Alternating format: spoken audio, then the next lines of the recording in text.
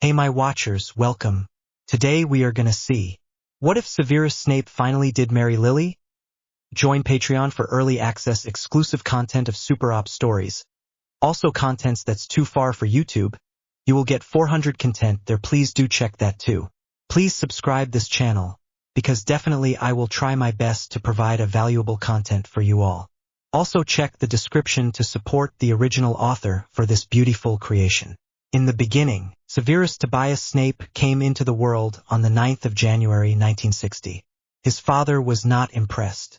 Tobias Snape had been a boxer in his teens and, "I will not have my boy named after some freak." Tobias yelled at Eileen immediately after she woke from her full day of labor. "My father wasn't a freak," Eileen insisted, but softly, for she had had a trying day and night, and refused to argue with her husband a few years. However, the name had stuck. Little baby Severus, deathly still in his cot, opened one beady black eye and muttered something under his breath. Tobias had never believed her, but Eileen believed. The baby's words had been decipherable and remarkable. Severus. Severus, or Baby Toby as Tobias mates at the pub like to call him, learned quickly. His dark eyes had soon discerned different emotions. He knew when Eileen was surprised by him. He understood her fear when Tobias came home late stinking of beer. He could interpret when he ought to be quiet and allow his mother to take the blame for something she didn't do. He knew not to cry, ever, for fear of being punished. He learnt these things at his mother's knee at the tender age of 3 months. He began talking, properly communicating at 6 months. Eileen was overjoyed. Tobias was incensed. "Mama, please can I have my milk?" Severus asked quietly, his eyes flickering over to Tobias in fear. "Yes, dear." Eileen's gaze never left Tobias either. "Of course you can."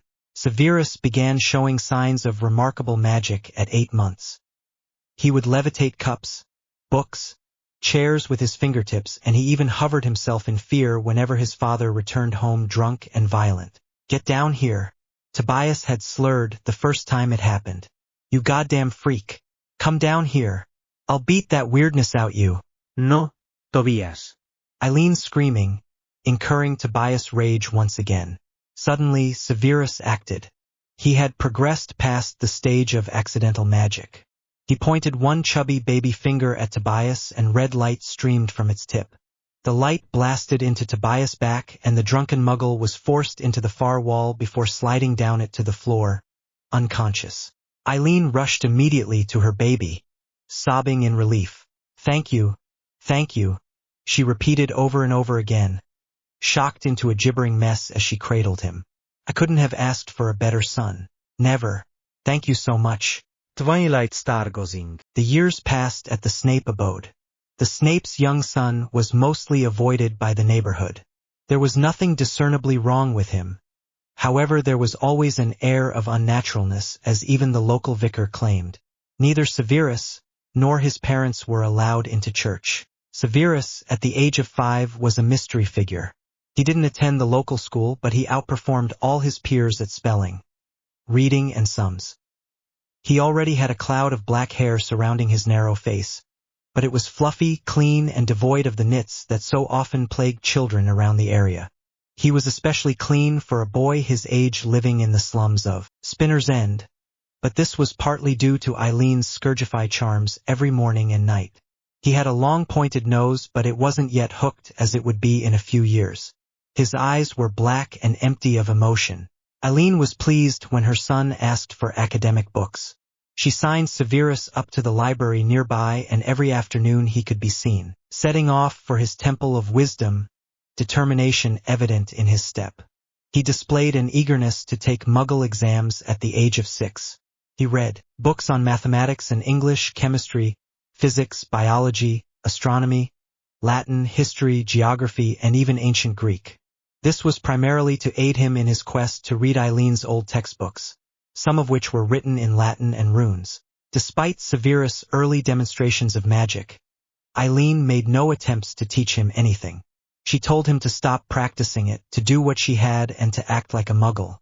This would be easier for both of them, as Tobias' preferred way to shake the magic out of him was to take his belt and wallop Severus until he promised to keep it hidden. Neither Severus nor Tobias knew that the magic was there to stay. Often, Severus went for wanders on the moors. There had been the Moors murders near where he lived 2 years ago, but both Eileen and Tobias, agreeing on something for once, decided that 7 was as good age as any to get used to getting to places on his own. By this stage, Severus had a schedule for each day. He would wake at twilight every day and scale the single tree in his back garden to stargaze. He would sit there with his astronomy book and place all the different constellations. Once when doing this, there was a rustle down below. "Who's there?" he asked timidly, not necessarily afraid, but certainly wary of prowlers in his garden. "It's me, Severus," came the tired voice of Eileen Snape. "Mummy," Severus replied, relieved. "What are you doing up there?" his mother asked. "Stargazing," came his surprising answer. Eileen had thought that perhaps he simply preferred sleeping out in the open. "Do you know the different types of stars?" Severus rolled his eyes. Sometimes his mother could be really stupid. "Of course I do, Mummy," Severus replied. "I have this book." He lifted the large volume. "So that's Sirius, the dog star," Eileen said quietly, pointing at the bright star in the distance. "I hear Orion Black has a son called that now. Same age as you. Orion's over there, and he has a wife called Walburga, and they have another son called Regulus. Now, Orion has 3 nieces, Bellatrix, Andromeda, and Narcissa." Whenever the people were named after constellations, Eileen would point out where they were. "Their parents are Cygnus III and Druella Black née Rosier.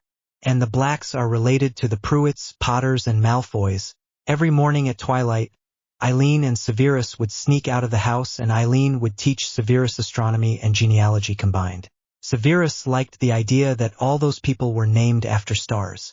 One day he looked up what his own name meant. Severus, he read, means stern in Latin. It was used originally in ancient Rome, but there are now names derived from Severus in Finnish, French, Spanish, and Italian. And from that day forth, Severus promised himself that he would be strong and face adversity. A stirring within. Severus would always remember the agonizing years of waiting before receiving his Hogwarts acceptance letter. He would remember boredom, curiosity, love, and hate.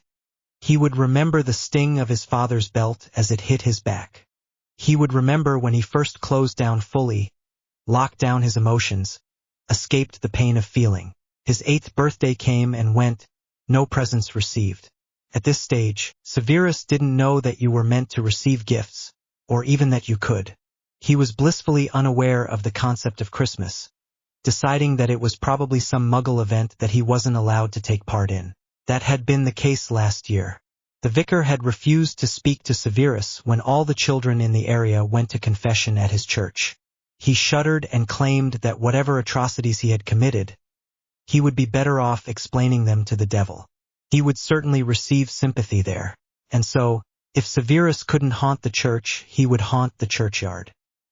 He hid among the large gray stones and pored over his books that Miss Brooks at the library had lent him. He took great delight from translating Homer's Odyssey from ancient Greek, and was very pleased to present the complete translation to his mother for her birthday. She had been overjoyed. However, she had quickly become incensed when he asked her what a certain word meant. "What does it mean to be dead, Mummy?" There was a silence. "Are you dead, Mummy? Am I?" Eileen looked down at her young son. "You are not dead, and neither am I. When you die, you go on a long journey. A journey from which there is no return. You pass away, like a bus pass, to go on your journey." Eileen exploded. "Of course not," she spat. "Imbecile. You know those stones in the graveyard you insist on hiding behind? Beneath those stones, 6 feet down, bodies rest. Like our bodies, but decayed. They were dying and then they died. Cadaver, a corpse. That's all that remains. An empty shell." "Yes," Eileen admitted sadly, a faraway look in her eyes. "But they were no use anyway. I bet you wish father was dead." Slap.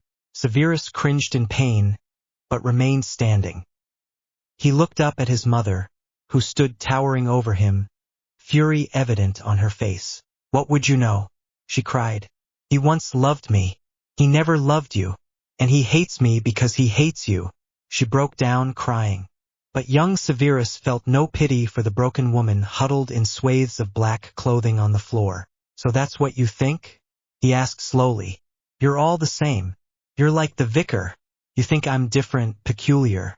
Those may not be exact synonyms, but it still creates a reason that you all harbor a deep hatred for me. I hate you. Fled into the open, where the heavens opened and the rain lashed down. And realization dawned on the fallen woman. My son is a monster. My God, I've created a monster. Aen. Some of you may be very confused. For some of you, my Wattpad name might be a slight indication. Thomasan Obscurial. Originally, it was SEVRUSISANOBSCURIAL. For those of you who have not watched Fantastic Beasts and Where to Find Them, shame on you, this is a spoiler. Obscurials are host bodies that contains obscuruses. The obscurus has gleaming white eyes and becomes a force of mass destruction. It is created when a child witch or wizard has been abused to the point where they have hidden away their powers. In Severus' case, his father has beaten him to the point where his mother has asked him to hide his powers, but these will become uncontrollable. He has not yet reached the point of fury where he will transform fully into an obscurus. Eileen does not truly know what is wrong with her son. Sorry for the long lecture. And sorry for not updating sooner. Smiley face, his angel, window frame. The window had been smashed several years ago by the local bullies, and Severus shivered and coughed as the wind blew in with a cloud of smoke from the factories nearby. He knew he was ill. He became short of breath when he walked down the stairs, and sometimes he felt so warm outside that he had to remove his large overcoat and expose his mother's hideous blouse. Even his father had commented, drunkenly of course, that he sounded like an old man. His mother mentioned that he looked paler than usual. However, the Snapes were a proud family. They couldn't afford a doctor, and even if they could, Mr. Snape would have declared that Severus was a lying brat that deserved everything that came his way, be it infections or diseases. Even Severus would have said that he didn't deserve the one piece of good luck that came his way. An angel, come to save him from the darkness. Lily Evans was a lucky girl. She lived 2 hours away from Severus Snape, in a large detached house where well-mannered children strolled past with their nannies, and the front lawns of every house were green and striped from the lawnmowers of efficient gardeners. She was nearly 9 and had an older sister, Petunia, and doting parents, Mark and Rose Evans. She and her sister frequented the local park, even when they were warned away by troublemaking teenagers and the crude vandalism on the dull gray walls. Wednesday was one such day when the two sisters decided to visit the park. It was deserted. Not a soul in sight. Lily and Petunia went straight to the swings, and Lily, having got there first, was already swinging, far too fearless with the prospect of falling to the ground. Petunia was swinging, more gently, lost in thought, looking disgruntled but far away. She was only broken from her trance when her sister cried out, half in alarm, half in delight. Lily, don't do it. Petunia shrieked, finally aware that Lily wasn't next to her as she'd thought. But the girl had let go at the very height of its arc and flown into the air, quite literally flown, launched herself skywards with a great shout of laughter, and instead of crumpling on the playground asphalt, she soared like a trapeze artist through the air, staying up far too long, landing far too lightly. Mummy told you not to. Mummy said you weren't allowed. Lily, but I'm fine, said Lily, still giggling. It had exhilarated her, soaring above the ground. Clearly Petunia wasn't impressed, but then again, she never was when Lily performed a new trick. Toonie, look at this. Watch what I can do. Petunia glanced around. The playground was deserted apart from themselves. Lily picked up a fallen flower from a bush. Petunia advanced, evidently torn between curiosity and disapproval. Lily waited until Petunia was near enough to have a clear view, then held out her palm. The flower sat there, opening and closing its petals, like some bizarre, many-lipped oyster. Stop it, shrieked Petunia. It's not hurting you, said Lily. But she closed her hand on the blossom and threw it back to the ground. It had been slightly too ethereal for the real world. It's not right, said Petunia, but her eyes had followed the flower's flight to the ground and lingered upon it. How do you do it? She added, and there was definite longing in her voice. So Toonie was jealous of her Lily. She'd only previously named her a freak for doing unusual things. It's obvious, isn't it? A boy with long black hair and wearing a shabby coat that was far too large had stepped out of the bushes from where Lily had found her flower. Petunia shrieked and ran back towards the swings. Lily, though startled, remained where she was. The boy looked embarrassed, his sallow cheeks betraying a dull flush of color as he looked at Lily. She noticed he had the darkest eyes, charcoal-colored, and he seemed to be conflicted, although his eyes betrayed nothing. What's obvious? Asked Lily. She was interested despite herself. The boy seemed to be nervous but excited. He fidgeted with one of the buttons on his coat until it fell off and he shoved it in his large pocket. She almost laughed at his strange behavior. He glanced at Petunia, then looked at Lily again. I know what you are, he said quietly. What do you mean? Slightly confused now. You're a witch, whispered the boy. No. The boy shouted. He was blushing furiously now. Why was he blushing? Maybe because he knew he looked immensely stupid as he flapped after the two girls, looking curiously bat-like. The sisters considered him, united in disapproval, both holding on to one of the swing poles as though it was the safe place in tag. You are, the boy said earnestly to Lily, who was terrified. He was obsessed, and Lily was beginning to be convinced he was insane and had recently broken out of a lunatic asylum. You are a witch. I've been watching you for a while. But there's nothing wrong with that. My mum's one, and I'm a wizard. Petunia's laugh was like cold water. Lily was still pondering over his bizarre statement. Haven't been spying, said Snape, looking hot and uncomfortable and dirty-haired in the bright sunlight. Possibly because he had just been insulted and his poverty commented upon, and so he was now humiliated and mortified. Wouldn't spy on you anyway, he added spitefully. You're a Muggle. Though Petunia evidently did not understand the word, she could hardly mistake the tone. Lily, come on, we're leaving, she said shrilly. Lily obeyed her sister at once, glaring at Snape as she left. Severus, weak, shrunken and once again hot and bothered, sunk to the grass and spent the rest of the afternoon beheading daisies. And sorry for the long delay. I was trying to research some context, what happened in the 1960s and so on. As it turns out, not much happened, so this is a longer chapter by far to make up for it. The first meeting of Severus and Lily. Most of this is from Harry Potter and the Deathly Hallows. Can anyone tell what illness Severus has got? I'll try to update sooner next time. Thank you. Her knight, Petunia strutted home, her fingers digging into Lily's arm as she continually questioned her sister of the conversation between her and the boy. He called you a witch. Petunia wondered aloud. And he said he himself was a wizard. He said he'd been watching you a while. What's a Muggle? Stop humming, Toonie, Lily shouted. Stop digging your nails into my arm. I don't know why he called me that, and I've no wish to dwell on it. He was just plain rude. I've no idea what a Muggle is. Petunia stopped in her tracks. Lily had shouted at her? She dug her claw-like nails deeper into Lily's arm. Never shout at me like that. Again, respect your peers, and as you should remember, I'm 2 years older than you are, Petunia hissed. And never call me Toonie. I'm not 5. She stormed off. Lily looked at her sisters retreating back. She should go back and apologize, say she didn't mean it, but she couldn't. She could feel tears welling up in her big green eyes.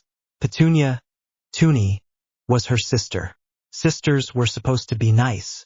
She'd always obeyed Toonie. Now she would disobey her and see how she liked it. Looking back once more at her sister, she ran back towards the park. Severus hadn't moved. He simply sat there, beheading daisies, with a malevolence that was unnatural for a boy his age. He felt a tap on his shoulder and turned. There stood Lily, the Muggle-born. She was staring down at him with something akin to fear, possibly apprehension. Severus wasn't a good judge of emotions. Won't your parents be angry if you don't go home? She asked gingerly. It's getting late and you live miles away. By Toonie's wristwatch it had been getting on 5 and Lily was technically supposed to be at home right now. She would certainly get a reprimand from her father. Severus shrugged, standing up awkwardly. He stood slightly stooped, for he was a head above Lily. She wondered how old he was. He seemed so much wiser than her. They're angry all the time. It doesn't make a difference. Realize I never properly introduced myself. Severus Snape. He held out a hand. Lily Evans. She shook it. Despite what Toonie had said about his home, he appeared all right, and he didn't speak in slang like some of the other children she'd spoken to from there. I guess you must be curious about what I said, Severus said cautiously. I gave you quite a bit to chew on. The two children sat down facing each other, cross-legged on the ground. Severus had removed his coat now. His odd smock looked less peculiar in the half-light. The light was blocked by the trees in their little thicket. A river ran down the middle between the trees, sun glittering on it. Shadows cast by the large leafy trees made a basin of cool, green shade. Lily nodded. I haven't stopped thinking about it since. Are we really magical? Yes, Severus said seriously. What? Lily struggled for words. What difference is there? How is the world different for us? There's a whole other world. Lily gasped. You mean another planet? No. Severus shook his head. This world, Earth, is in a different light for us. We see under a different perspective, viewing those without magic as muggles. We have our own government, the Ministry of Magic, and our own schools. There are the 3 major wizarding schools: Hogwarts, Beauxbatons, and Durmstrang. Hogwarts is where I'm going when I turn 11. It's in Scotland, near Dufftown.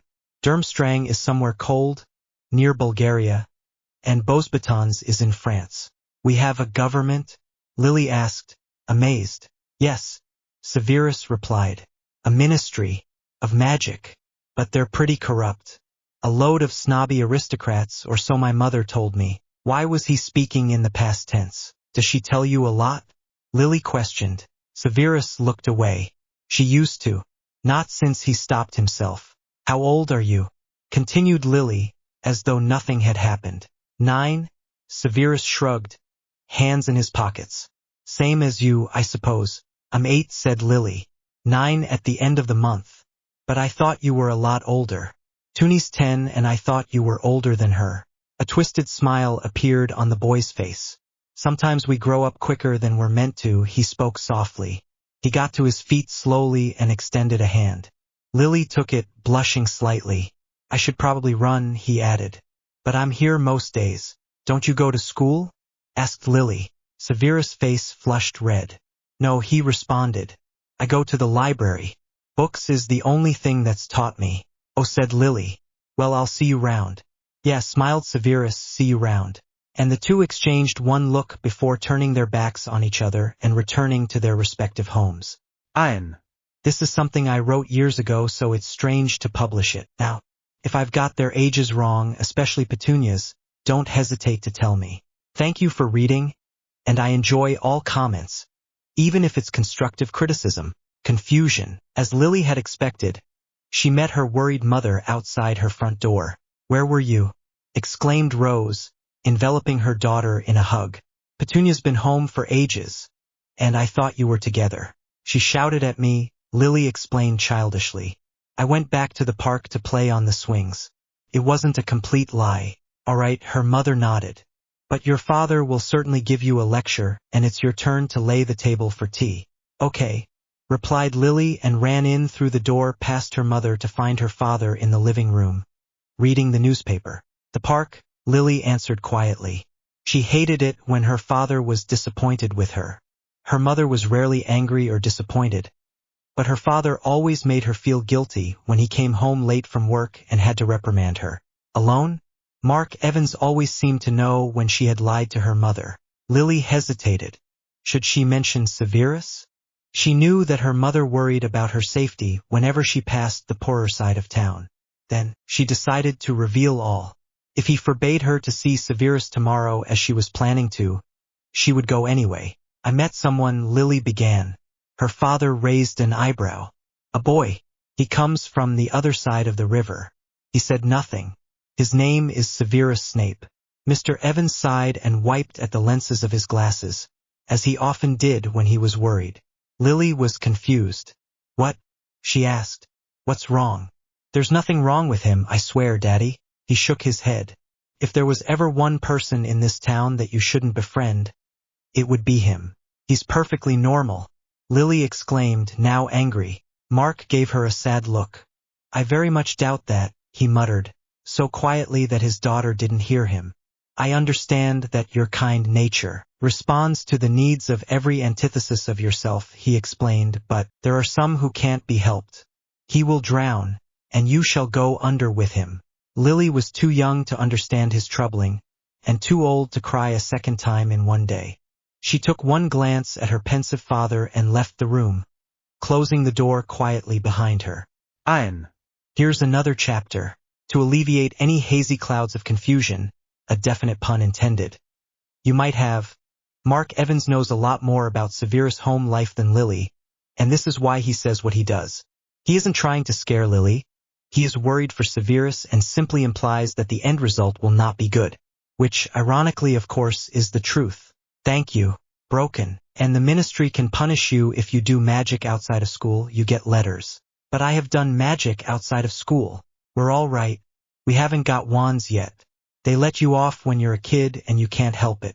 But once you're 11, he nodded importantly, and they start training you, then you've got to be careful. There was a little silence.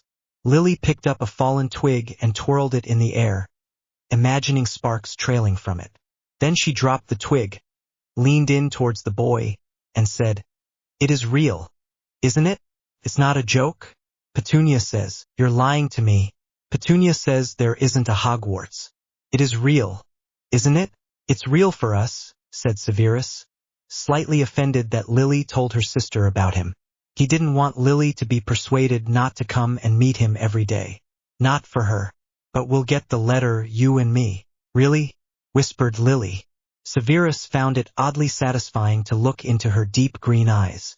Definitely, he replied, and even with his poorly cut hair and his odd clothes, he struck an oddly impressive figure sprawled in front of her, brimful of confidence in his destiny. And will it really come by owl?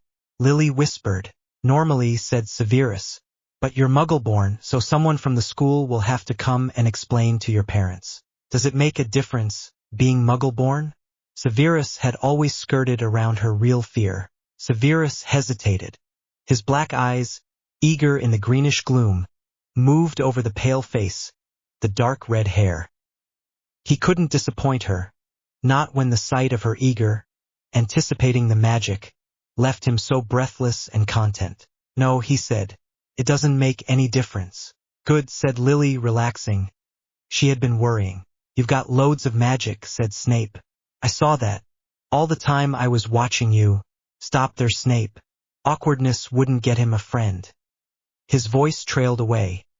She was not listening, but had stretched out on the leafy ground and was looking up at the canopy of leaves overhead. He watched her as greedily as he had watched her in the playground. She was the kind of person that hadn't even realized her own absolute beauty, and was far too modest to say even if she did know. Severus was happy to just watch her. Red hair fanning out onto the soft moss around. How are things at your house? Lily asked. She'd glimpsed more of an insight into Severus' home life by tiny snippets he'd accidentally revealed in the past few weeks. A little crease appeared between his eyes. Fine, he said. Liar, his brain told him.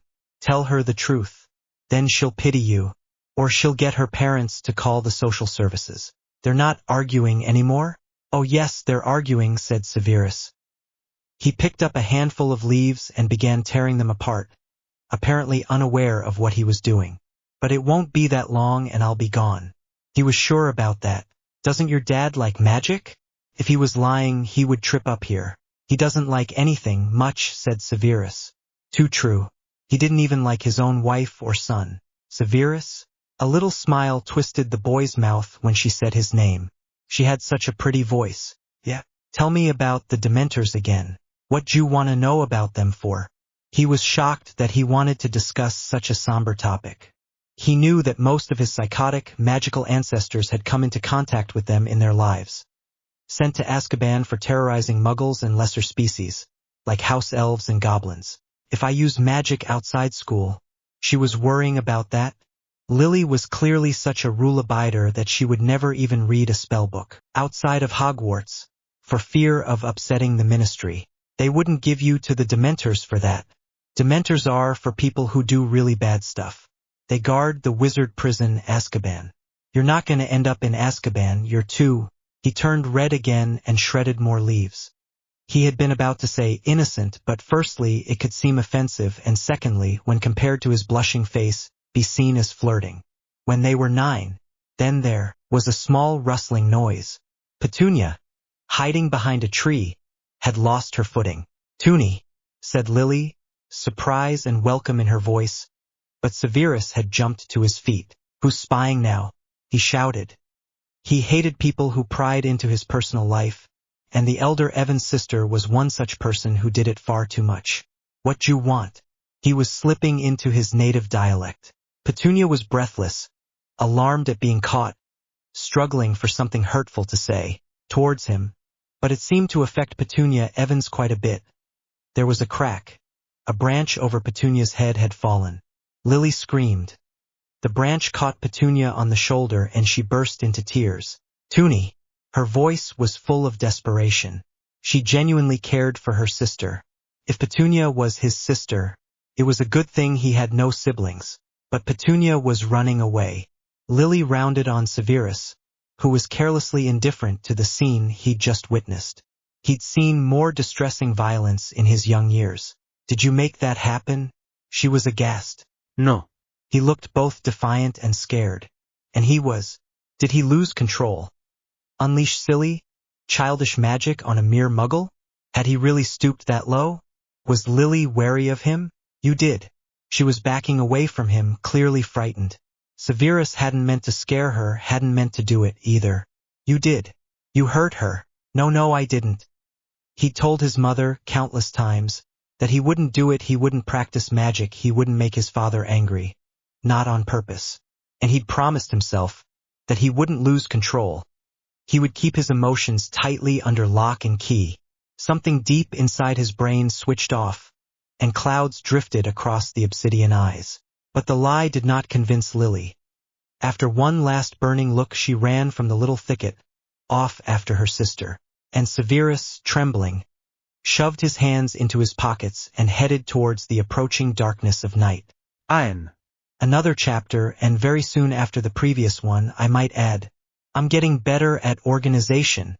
More is revealed about Severus' father. The title refers to Severus and Lily's relationship, if you hadn't guessed already. Well done if you had. Next up is a theory of mine, but you'll have to wait for it. Thank you. Reconciliation. He'd known plenty about magic, about the strange power that poured forth from her fingertips.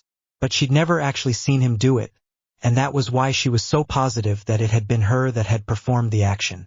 She felt something when it snapped. She felt a rush of power, adrenaline. It had been similar to how she manipulated the flower's petals in the playground. And she had to find Severus to apologize. She decided to go to his house. She knew it was very far away, but she had a bit of money and a kind woman had pointed her to the bus stop. Lily paid the bus driver and found a seat, pressing her nose against the dirty, steamed-up glass. Civilizations passed before her eyes, and all too soon she found herself in the Snape's neighborhood of Spinner's End.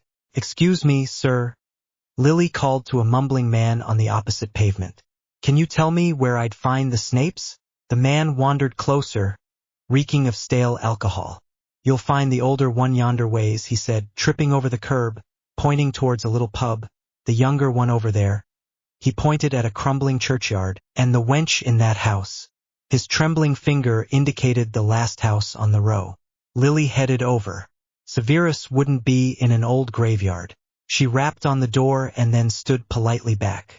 Severus opened the door and a horrible sight greeted her.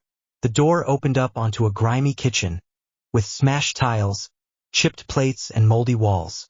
Severus himself had on his overlarge coat and seemed rather flushed. "Lily?" he asked doubtfully, his voice hoarse.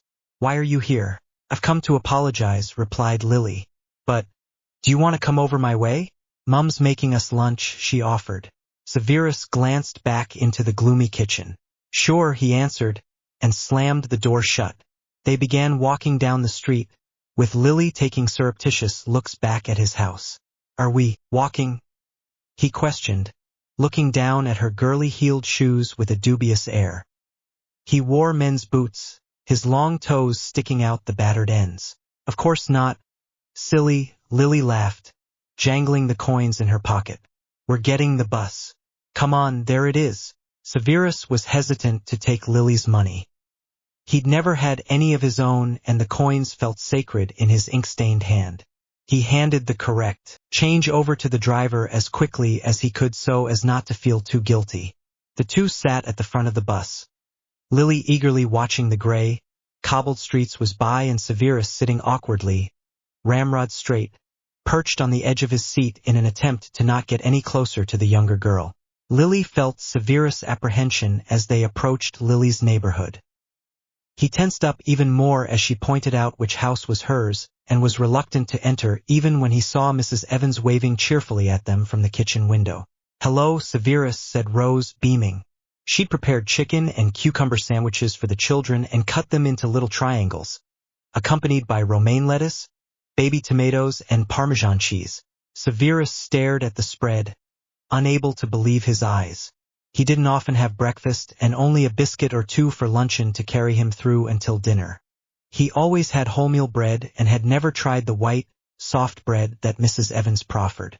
Good afternoon, Miss Evans, he greeted stiffly, tearing his eyes away from the food. It was never good to presume the marital title of a woman. His own mother refused to be called Mrs. Snape, choosing instead to go by her maiden name of Prince, or simply Eileen. Don't worry, dear, said Rose. Is Mrs. Evans or simply Rose? I would prefer if you call me Rose. Wow, Mummy, there's loads, Lily cried, eyeing the plates hungrily. If you take the tray, Severus will eat outside on the swing. It's been so much warmer lately. It's only January, Lily, Rose reminded gently. But it's so mild, Lily exclaimed, pouting petulantly. It'll be fine, won't it, Severus? Severus?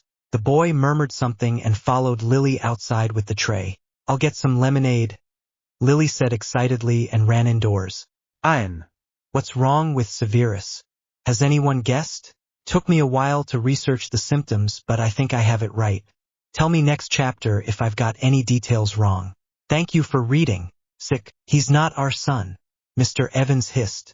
Lily was in the living room next door, holding Severus' hand, and so they had to keep their voices down. He might die, Mark, Rose cried.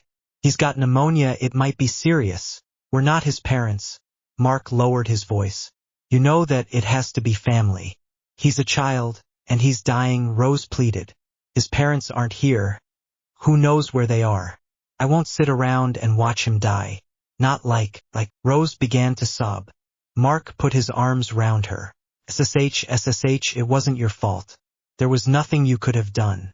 But there's something we can do this time, Rose whispered into her. Petunia appeared in the doorway and was taken aback to see her mother crying.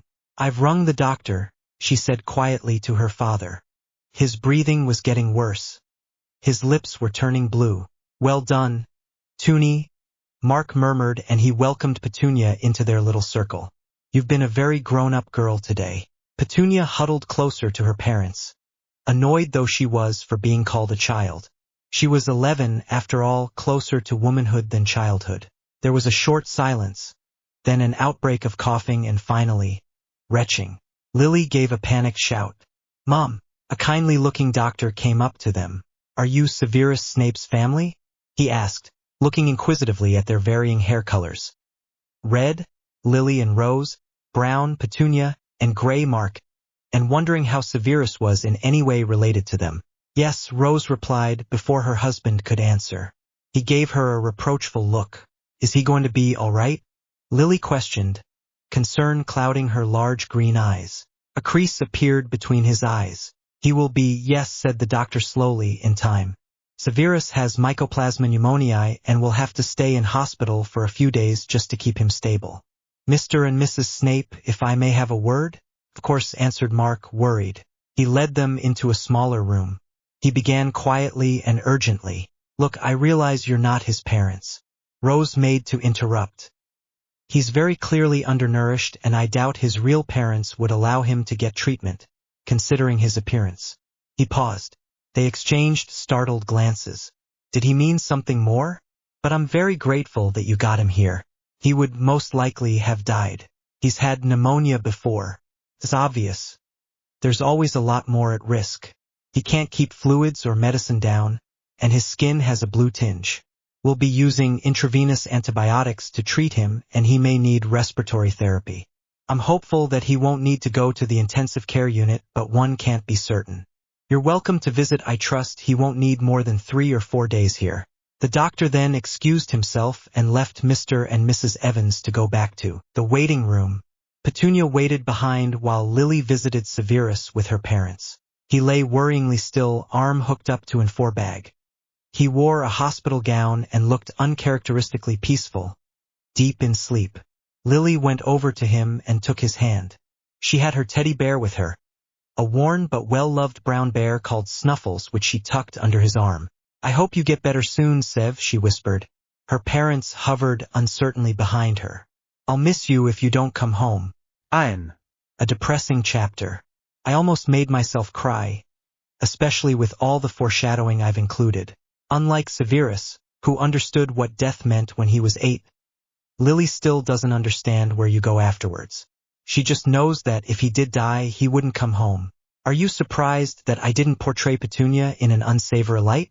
She's only 11 here, after all, and even she doesn't have the heart to insult someone who's on the brink of death.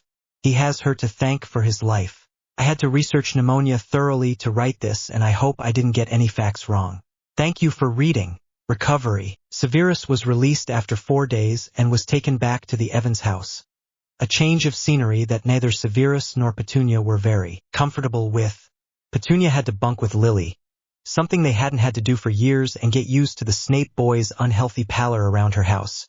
And Severus had to accept that his parents weren't about to start caring for him anytime soon and adjust to his new lifestyle. Lily was very imaginative when it came to games they could play. Severus had been ordered to get rest and spent almost 2/3 of each day sleeping. But he was never one to sit still for long.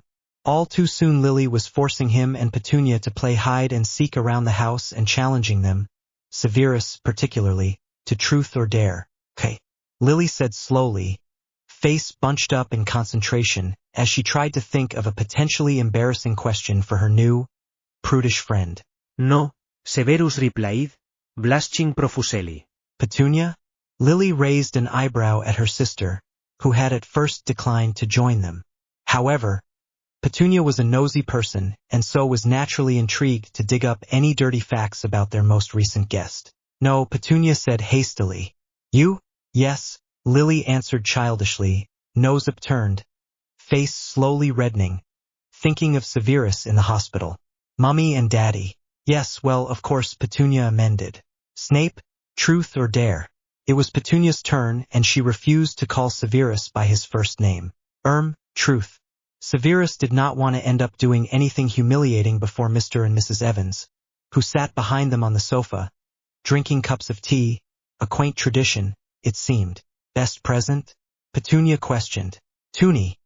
Be more imaginative next time, Lily admonished. The two sisters considered Severus, who appeared to be thinking hard. Christmas present. Sev? Asked Lily. Peace, Severus offered finally, relieved to come up with an answer. What on earth was Christmas? Sometimes he felt incredibly ignorant when around other people. Lily laughed girlishly. No, not what your global mission is, a favorite present. Severus looked offended. Peace, he repeated. Mr. and Mrs. Evans glanced at each other in worry. Fine, Liliafde. Snuffles, she replied to Petunia. Petunia mentioned some modern girl thing, and Severus observed the two of them, feeling very far away all of a sudden. Here in the Evans abode, people showed affection towards each other and gave them gifts of gratitude. They were very different to other families. Obviously, Severus could only use his own as an example, but clearly this type of love was something particular to this family. And Severus couldn't possibly be in the wrong. Anne.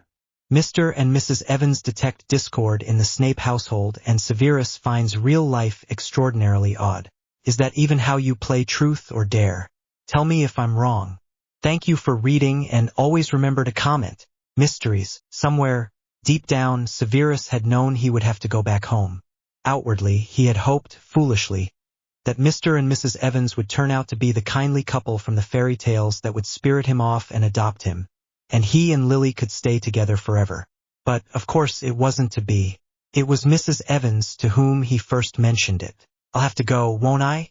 He asked quietly. Severus had been helping the woman prepare dinner.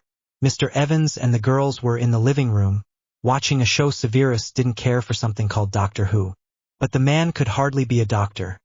He was unlike the ones Severus had seen in hospital, killing alien machines with a screwdriver and making up rules as he went along. Mrs. Evans sighed. She'd known it was coming, but she was incredibly fond of the boy now and didn't want to see him leave. Her husband was adamant that he should be returned to his parents after all. That was their job, to look out for him. Yes, she answered finally. Soon? In time. A tear dripped down her face. Severus averted his eyes, giving the woman some privacy. However, this caused his hand to jerk and for him to nick his finger on the knife. Severus! Rose exclaimed. The boy glanced down interestedly, showing no pain or discomfort, or uneasiness at the jewel of blood that emerged from his cut. She shoved him into a chair. Are you feeling faint or sick? Of course not, Severus scoffed. It's only a cut. It was, but it went from the tip of his finger to his knuckle and looked rather deep. Look, Severus said, standing up and sounding incredibly grown up. I'll wash it and it'll be fine. He stood before the sink and rinsed off the blood, before examining his finger. See, he showed it to the uncertain woman, all gone. I'll get a plaster, she said, and walked out. Severus shook his head, confused. He still didn't understand. If a stranger had entered his house and stayed for a few days, would he be this sentimental? He highly doubted it. Mrs. Evans re-entered the kitchen and applied the plaster to his finger. Now you sit down and I'll finish chopping up the vegetables, she ordered, bustling back to the counter. Aren't you supposed to let small cuts breathe? Severus questioned, still curious, sitting. Mrs. Evans stared at him. Why was a 9-year-old so intrigued? They were supposed to be excited by other things, namely, Doctor Who. I read it in one of the hospital's magazines, he shrugged. You are meant to let small cuts get air, that's right, Severus, Rose replied. However, that is not a small cut, whatever you say, and does need a plaster. Leaving a wound uncovered may dry out new surface cells, which can increase the pain of the wound or slow the healing process. She'd been taught that when she was a nurse. Putting a plaster on it ensures that it won't get dirt in it or kill new skin and other cells. Also, it means you can't cause yourself any more injuries. She gave him a sharp look and he returned it with his trademark glare. I don't usually injure myself, he said, annoyed. Mrs. Evans didn't miss the inflection on myself. What do you mean? She asked. Oh, it's nothing, answered Severus, looking away. Poor choice of words, I suppose. Yes, said Mrs. Evans, staring hard at him. Yes, it was. And Severus realizes he can't stay away from his own family forever, and the time for confession is nearing. A cozy interaction between Severus and Rose Evans. Once again, please comment and thank you for reading. If you comment, you'll get a chapter dedicated to you, and how nice is that? Lair of the enemy. As it was, Severus didn't find himself trudging home across the moors. Mr. Evans was driving in that direction anyway. He had no idea why and had offered to give him a lift. I would have telephoned your parents, Mark explained, to get them to collect you. But I thought, no need to have them make the journey if I'm headed there myself. Severus neglected to mention that they had neither a telephone nor a car. Thank you, he said once they'd arrived. It was only a half-hour drive. However, it always took Severus 2 hours to walk over the moors. No problem, replied Mark, waving it off. Are your parents in? He stared hard at the living room curtains. Severus wondered what he was looking at. Perhaps he wanted to see a twitch of life from inside the tranquil house. Either way, it wouldn't be an exact replica of how the Snape abode usually was. You'd need screams and shouts for that. Severus shrugged. Father won't be, he answered indifferently, and mother will be sleeping. If gazing dreamily into space counted as sleeping, was all the man said in response. Maybe I should come in so you're not on your own. Severus looked hard at Mr. Evans. I don't think you should, he stated seriously. Every man or woman that crosses this threshold enters at their own risk. He began walking towards the front door and then stopped and looked round. And there aren't many, was his parting shot. Mark sat motionless in his seat for several moments before turning the ignition key and driving home. Uneasy. Severus had been lying about his father not being home. He was sure that Mr. Evans would have been all too pleased to have a chat with his slovenly drunkard of a father, and that was a conversation Severus didn't want to witness. Severus? It was his mother, standing uncertainly by the kitchen table. Perhaps she hadn't expected him to ever come home. Mother, he acknowledged. Where's? A blow to the back of his head gave him the answer to that question.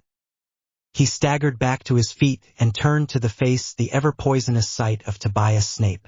Father, he gasped, eyes streaming. I'd been lying if I said I was pleased to see you. You insolent. Little Tobias made another swipe at the young boy but missed. Severus had ducked just in time, much more agile than his stumbling father. He ran for the door.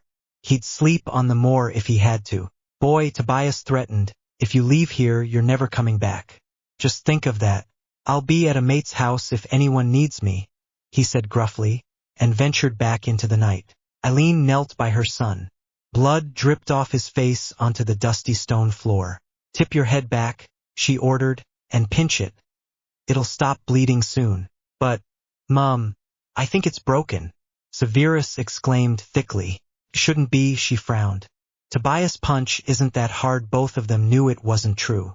They experienced it enough. She sighed. I'll get something cold to put on it. Something cold touched his face. Severus opened his eyes and yelped at the sight of a bottle. Shows Severus, it's only me. His mother's face appeared in his line of vision. She seemed to be smiling but apprehensive. I'm afraid Toby's beer is the only cold thing we have in this house. Eileen glared at him. But apart from that, she said, gently pressing the bottle to his nose, we have nothing as cold as this. It stung, but Severus was used to the pain. Will you ever? He began abruptly and then stopped. What? Asked his mother cautiously. Leave him. Will you ever leave him? She gave him a sharp look before replying. You're clever boy, Severus. It'll never be allowed. Why? He was also an inquisitive boy. All he needs to do is get a doctor's note saying I'm not in my right mind, and that's that. But, in 1839, Caroline Norton convinced the government to change its decision on only giving the men the right to keep the children. The judge is the only one who can decide. Severus had read all about it. But you are not for or under Severus. It seemed his mother had researched it too. When you're an adult, you can get away from here. But, until then, we need his house and his money. I can't work and he has custody of you. But why would he want to keep me? Severus was desperate. She gave him a sad look. There are people in these world who are simply plain evil. I once asked you if you wished him dead. Severus said slowly. And you said no. Well, she had slapped him, so that made it clear enough. I don't wish him dead, no one deserves that. As he made to interrupt, she said sharply, not even him. And I don't wish I'd never met him. Why? Eileen gave her first true smile for a long time. Because then I wouldn't have had you. Ian. A bittersweet ending. Severus keeps getting into scrapes, and we see a bit more of the mysterious Toby. I'm sorry for the long delay. I have exams coming up, but I hope the long chapter makes up for it. Thank you for reading, and please remember to comment. Magic most pleasant. Lily met Severus at the park most days. He was often there by 7 in the morning, having happily escaped his father before he had left for work. Lily had always visited the park to take a turn on the roundabout before school began. Now, she included speaking to Severus into her daily schedule. Severus? The boy was currently reading a very complex-looking textbook with a frown of concentration on his face. I was wondering... Oh, never mind. How do you stop doing accidental magic? Severus finally looked up. He showed no sign of bewilderment at the odd question. You made the branch hit your sister, Severus stated flatly. Yes, Lily sighed. I did. The other had gotten to his feet. But I didn't know I couldn't stop it, Lily exclaimed, scrambling to her feet as Severus made to walk away. How did I know it wasn't you? You're the expert here. Severus turned back to Lily, a hard look on his face. If Muggles don't like the concept of magic from the off, their brains refuse it. Lily was confused. What was he talking about? They come up with reasons, excuses. His tone was bitter. I was the spawn of the devil. A freak. I haven't performed a spell in years. Lily opened her mouth, shocked into speaking, but he interrupted her. I know the theory, yes, I know, but my mother warned me against using magic from an early age. I used it against my father, you see, and he in turn went for my mother. Then I struck him using magic. I was a mere toddler. Later, I was told to never use it on a Muggle again. They're inferior, and when they are afraid, they attack. I've tried to fit in with their lowly world. I've studied Muggle subjects, mathematics, the sciences, history. I plan on getting my O-levels. If I don't belong here, I don't belong anywhere. He walked further away. Finding out about magic sparks a light. That light becomes a flame, and then that flame is a roaring fire, tearing through your heart and soul. Then the fire is extinguished. Life itself is pointless. He let out a deep breath. Never let that flame get extinguished. Lily, never let it go. It can tear you apart, limb from limb, but it can also piece those limbs back together. With that, he vanished off into the distance.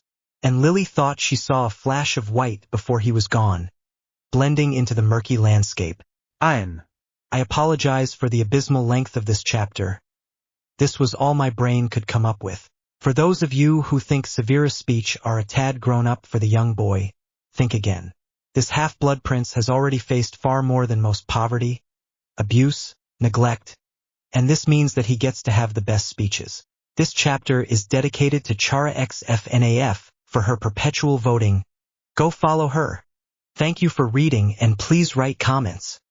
Smiley face, summer days. Lily was relieved when school was finally over for the year. It may be an essential part to Muggle life, but she wasn't fussed. She was smart and could write and count, and that was enough. Severus was her life, and as he didn't go to her school, she didn't pay attention in class. But when they were together, they understood each other like no one else could. They spent many fun-filled afternoons along the banks of the river. On either side of the brown river, which looked speckled with gold to their eyes, was there, glades sparsely populated with trees, yet allowing a small mercy of sunless grass. The two had made up long before. Severus could be prickly, but he couldn't be grumpy around Lily for long. She always brought out the best in him. With many a curve my banks I fret, by many a field and fallow, and many a fairy foreland set. With willow weed and mallow, he quoted softly. She gazed at him interestedly. I chatter, chatter, as I flow to join the brimming river, for men may come and men may go, but I go on forever. I wind about and in and out, with here a blossom sailing, and here and there a lusty trout, and here and there a grayling, and here and there a foamy flake upon me, as I travel, with many a silvery water break above the golden gravel, and draw them all along and flow to join the brimming river, for men may come and men may go, but I go on forever. He stopped in his recital and looked at her. Her face was alight with delight.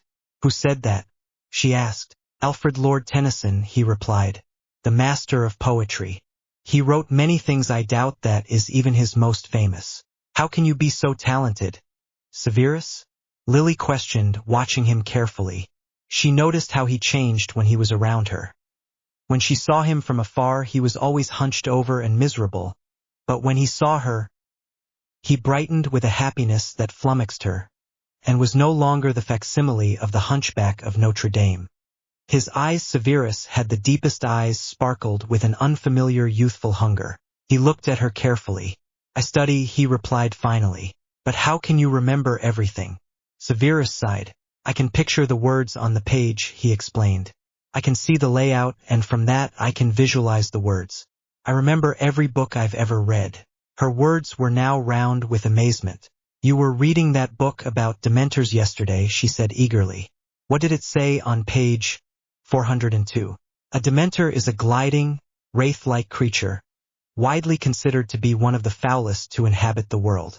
Dementors feed on human happiness and thus generate feelings of depression and despair in any person in close proximity to them. They can also consume a person's soul, leaving their victims in a permanent vegetative state, and thus are often referred to as soul-sucking fiends, rendering a person an empty shell. Dementors are closely associated with the prison Azkaban. He quoted solemnly. Lily stared at him. Wow was all she said. Severus laughed. And it was the first time she'd ever heard his laugh. It was rich and vibrant with happiness. Oh, Lily, there aren't that many pages in that book, he exclaimed, clutching at his sides as he laughed. What page was that then? Page 394. It was Lily's turn to giggle. Honestly, Sev, what a big brain you have. And what big eyes you have, Lily. The two children sat and laughed together, entirely content with each other's company until it was time for Lily to return home, and then Severus escorted her back to the Evans abode, before jogging home himself, fulfilled for the first time in a while. Ian. I find myself apologizing way too often, but here I am again. I'm sorry for the long delay in updating. I got carried away with Severus, reformed. Everything should be back to normal again. I hope. Thank you for reading and always comment. Smiley face, practice makes perfect. Severus had taken several O-levels in the summer of their 9th year. He received outstanding marks for the mathematics, Latin, English literature, and Greek. All A-stars. Lily was overjoyed, not only because the boy had been stressing for a while, but also because then he would show her some magic. He may have told her about his mother and the ban on magic in his household, but somehow it hadn't sunk in. Show me magic, she'd implored, as they lay among the daisies in their glade. I can't, he'd replied simply, black eyes seeping into her green ones. I told you, if my mother found out, what's life without a little risk? She'd laughed. He'd given her a long-suffering look but otherwise said nothing. Tentatively at first, he conjured a bouquet of lilies, which he gave to her, and then stood and made the water in the river rise up and twist into beautiful, unnatural shapes. Lily had giggled, entranced. Severus had never lost his grave look. Later, a lot later, she realized why. The next day, Severus was almost unrecognizable. His hair was ruffled. There were dark bags beneath his eyes, and one of his cheeks was a blue, red-purple color. When he approached her, there was a slight limp to his step. He winced whenever he spoke. I told you. His voice was empty of emotion. Lily thought his eyes flashed white for a moment, but she believed it was the sun reflecting light. Told me what, Severus? She asked. She touched his cheek tenderly and he looked down, avoiding her eyes. Did you fall down the stairs again? Severus sighed. And yes, when he looked up again, his eyes were their usual black. Oh, Severus. She hugged him tightly, impervious to the grimaces he sent over her head. You are always dreadfully clumsy when I'm not around. Was all Severus said in reply, and the topic was dropped. An awkward silence was retained for the rest of the afternoon, and Lily never mentioned the actual practicing of spells again. Ian. A short chapter, but I'm hoping to be onto their Hogwarts career before long. This is dedicated to Obscure Name because I can't remember if she reads this or not. If you do, Obscure Name, great. If not, read it. No pressure. Thank you for reading and please comment. Smiley face, the winter of worry. The winter of 69 was stressful for the Snape family. Eileen had a little jam jar in which she collected loose change, not that they had much, and hid from Tobias' prying fingers. The jar was mainly a fund for Severus, who had only his patchy frock coat and unintentionally fingerless gloves. The money was meant to be going towards his Hogwarts education, but Eileen worried that Severus would get pneumonia again, and feared that he might get it if he continued wearing what he did for his entire childhood life. I must get you some new clothes, fretted Eileen. You can't wear that shabby coat forever, even if it is covering up those horrendous blouses. Whose were they? Severus asked. Mine, replie de ileen disgustedli. The Prince family liked their grandeur. Now faded. Whose was the coat? Severus continued, interested. Eileen gave her son a look. Toby's father's. It was a proper fisherman's coat, back in its day. Severus made a face. Really? Some Muggle fashion, I think, Eileen stated. Nothing on robes, of course. Mother? Severus questioned tentatively. When will I get to wear robes? When you're old enough. When you go to Hogwarts at the age of 11. Can't I wear them now? Severus was desperate not to wear the blouses. No, answered Eileen. Muggles don't wear robes. But I'm not a Muggle, said Severus stubbornly. Eileen glared at him. You are. At least for now. Will you ever tell me more about Hogwarts? No, his mother said shortly. She'd lost patience in the conversation. Be grateful that you'll be able to go and leave this place. If anyone deserves more, it's you, Severus. You have so much potential. So do you, Mum, Severus said gently. I might have had, the woman snapped, walking away. Just not anymore. Your father saw to that. Severus looked sadly after her retreating back. He didn't see to all of it, he whispered. Please, Mum, please. He clasped his hands together in prayer as he'd seen the local congregation do through the church window, and begged an unknown deity to make it stop. Make all of it stop, and bring Eileen Snape the happiness she so deserved. Anne. It's been a while. I'm sorry. I'm constantly apologizing for rubbish updates. I'm also sorry for the length of the chapter. Sad face. On the other end of the negativity spectrum, thank you for reading and please comment. Smiley face, Muggle festivities. Severus was extremely surprised when he was invited to the Evans house several days before an important Muggle festival, Christmas. While he had been Lily's closest friend for almost a year, he had never been around for a meal with the entire family and, truth to be told, he was rather nervous. This meal would capture a lasting impression of him, his manners and appearance, and help Mr. and Mrs. Evans decide whether or not he would ever be invited back again. First, he had to assist Mrs. Evans in the kitchen with Lily and Petunia. This he didn't mind as he was the sole cook of the Snape household, and had been for quite some time. Mrs. Evans refused to let him go anyway near the vegetable knife, and instead did the cutting herself. Lily was buttering bread to go with soup, Petunia was stirring the soup, and Severus had been trusted with following the recipe to make the sauce for a treacle tart. He hadn't heard of treacle but, from what he could see, it was sticky and sweet, as evidenced by the sugar crystals that were slowly evaporating on the top. The 5 of them were eating dinner by 6 o'clock. This was incredibly early for Severus, and he wasn't usually hungry for much anyway. He had a few decent-sized spoonfuls of soup, half a piece of bread, and a healthy portion of the main course. Pudding, Severus? Mr. Evans asked, proffering a plate of the sticky dish. Mrs. Evans was already reaching over to pass it on to the boy, but he politely declined. No, thank you, I'm extraordinarily full. Really, Severus? Lily asked, doubtful. You hardly ate anything else. Go on, have some. No, thank you, and he stumbled out. They heard the front door slam. Mrs. Evans made to stand, but Mr. Evans stopped her. Petunia can get him, he said calmly. Sulkily, the eldest daughter did as she was told.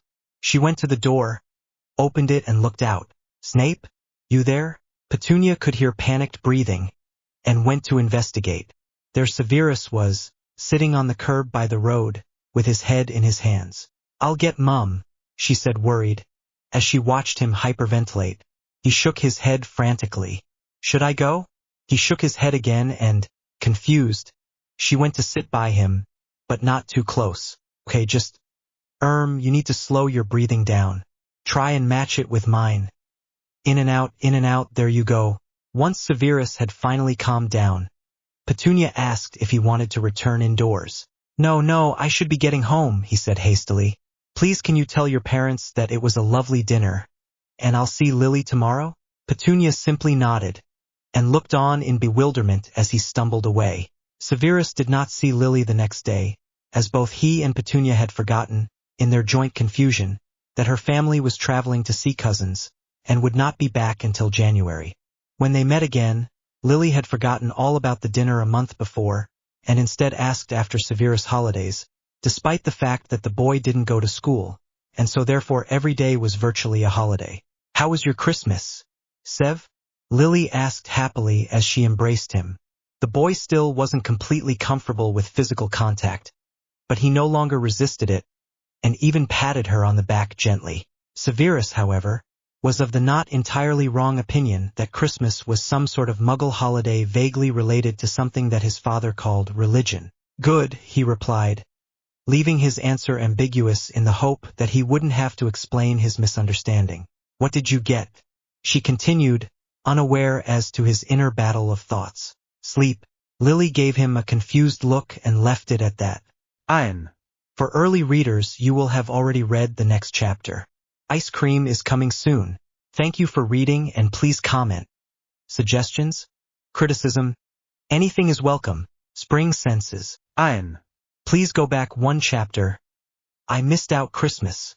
The harsh cold of winter gradually gave way to the joyous atmosphere of spring. 1970 began with an influx of colorfully tipped flower petals, birds singing sweetly, and the arrival of new smells. The scent of the grass after rain, and the fragrance of flowers in the breeze. Lilies crowded Severus and Lily's little grotto of a clearing, and the two children often relaxed there, chatting, laughing, and generally enjoying the newfound warmth. Although Severus refused to perform magic, Lily frequently charmed the surrounding leaves to swirl in the wind, the branches to wave, and the petals to dance. She tried to make up her own spells and enchantments, even resorting to muttering little ditties in an effort to make her magic work. Lily continued to pester Severus about using his own magic, claiming that he needed to step out from under his father's shadow. Of course, as usual, Lily didn't know the full story but assumed the best of everyone. This annoyed Severus, but he contained his irritation because, after all, it was Lily. Why don't you try Wingardium Leviosa? Severus asked. He lay on his back, propped up on his elbows. He watched Lily's efforts with a mixture of anticipation and apprehension. Lily looked down at him. The swish and flick? She questioned, waving an imaginary wand. Yes. The levitation charm, Severus explained. Make the leaves hover. Lily either didn't hear or ignored him, too wrapped up in her attempt to cast the charm. Her first nonverbal tries caused a few leaves at Severus' feet to rustle. She gave a huff of frustration. You don't need to be able to cast spells nonverbally, Severus said. Not until 6th year anyway. What does nonverbally mean? Lily asked naively. Severus' lips twitched. Without sound, he responded. Without speaking. Lily spent several moments musing over this new fact. Wingardium Leviosa. She cried eventually. There was a burst of air and Severus gave a gasp of astonishment. He was hovering at least 2 inches off the ground. Lily's eyes were closed in concentration and appeared not to notice. Lily, Severus called excitedly, snapping the girl out of it. He landed heavily on the ground, and gingerly got to his feet before hugging her. You did it. You levitated me. Lily gazed at him doubtfully, surprised by his show of affection. Is that good? She inquired. Severus broke into a wide grin. Yes, of course it is, Lily. He laughed. A rich and pleasant sound. You're such a brilliant witch. You must be incredibly strong. I think you're probably stronger, Lily said, giving a little smile. We just don't know yet. You'll have to wait 1.5 years, Severus reminded her. But he was in a good mood and even the reminder of his magical restriction couldn't take that away from him. You know what, I think I should treat myself to a little treat, Lily suggested. What? We're getting ice cream. Ian. So it's been a while. I hope this chapter has made up for the long pause. It's longer than usual, and it includes ice cream. Thank you for reading and please comment, but not about my general tardiness in chapter updates. I know that already. XD, sharing is caring. Lily's tone had brooked no argument. They were getting ice cream and that was that. Severus heard the van first, and pointed Lily in the right direction. But she then seized his hand and dragged him along with her. He waited until they had joined the queue before whispering to her. Lily, I can't have it. Why not? Lily sounded impatient, and she looked to be counting the number of people before them in the line. You know all about balanced diets, don't you? Yes, Lily said slowly, looking confused. Well, I don't have sugary foods often. By that, I mean not at all. Therefore, by having ice cream this one time, I would most probably upset something. First and foremost, my stomach and then my digestive system. It would be foolish of me to even consider eating it. But you, of course, can have it. What if we shared? Lily questioned. What if you tried a tiny little bit of mine? Severus tipped his head in thought. It would hopefully be all right, I suppose. Well then, that's sorted. Lily beamed and moved forwards to say what flavor she wanted. Is it meant to be so cold? Severus asked suspiciously. Of course it is, Sev. Stop complaining. Lily huffed. In the end, she had ordered a classic Cadbury's 99 flake, and Severus had tried a mouthful of vanilla. Lily wasn't sure he liked it at all. The ice cream was finally finished, and Severus joined Lily on a nearby bench. So it wasn't that bad, was it? Was all Severus responded. That's a yes, isn't it? Lily sighed. Fine, she huffed. I'll have it all next time. She turned away in mock anger. Severus was immediately apologetic. The gesture he began awkwardly was obviously kind, and I respect that. But you do not respect vanilla ice cream? Lily asked, grinning, turning back. Severus looked at her in surprise. I was joking, Sev. She hit him playfully in the arm.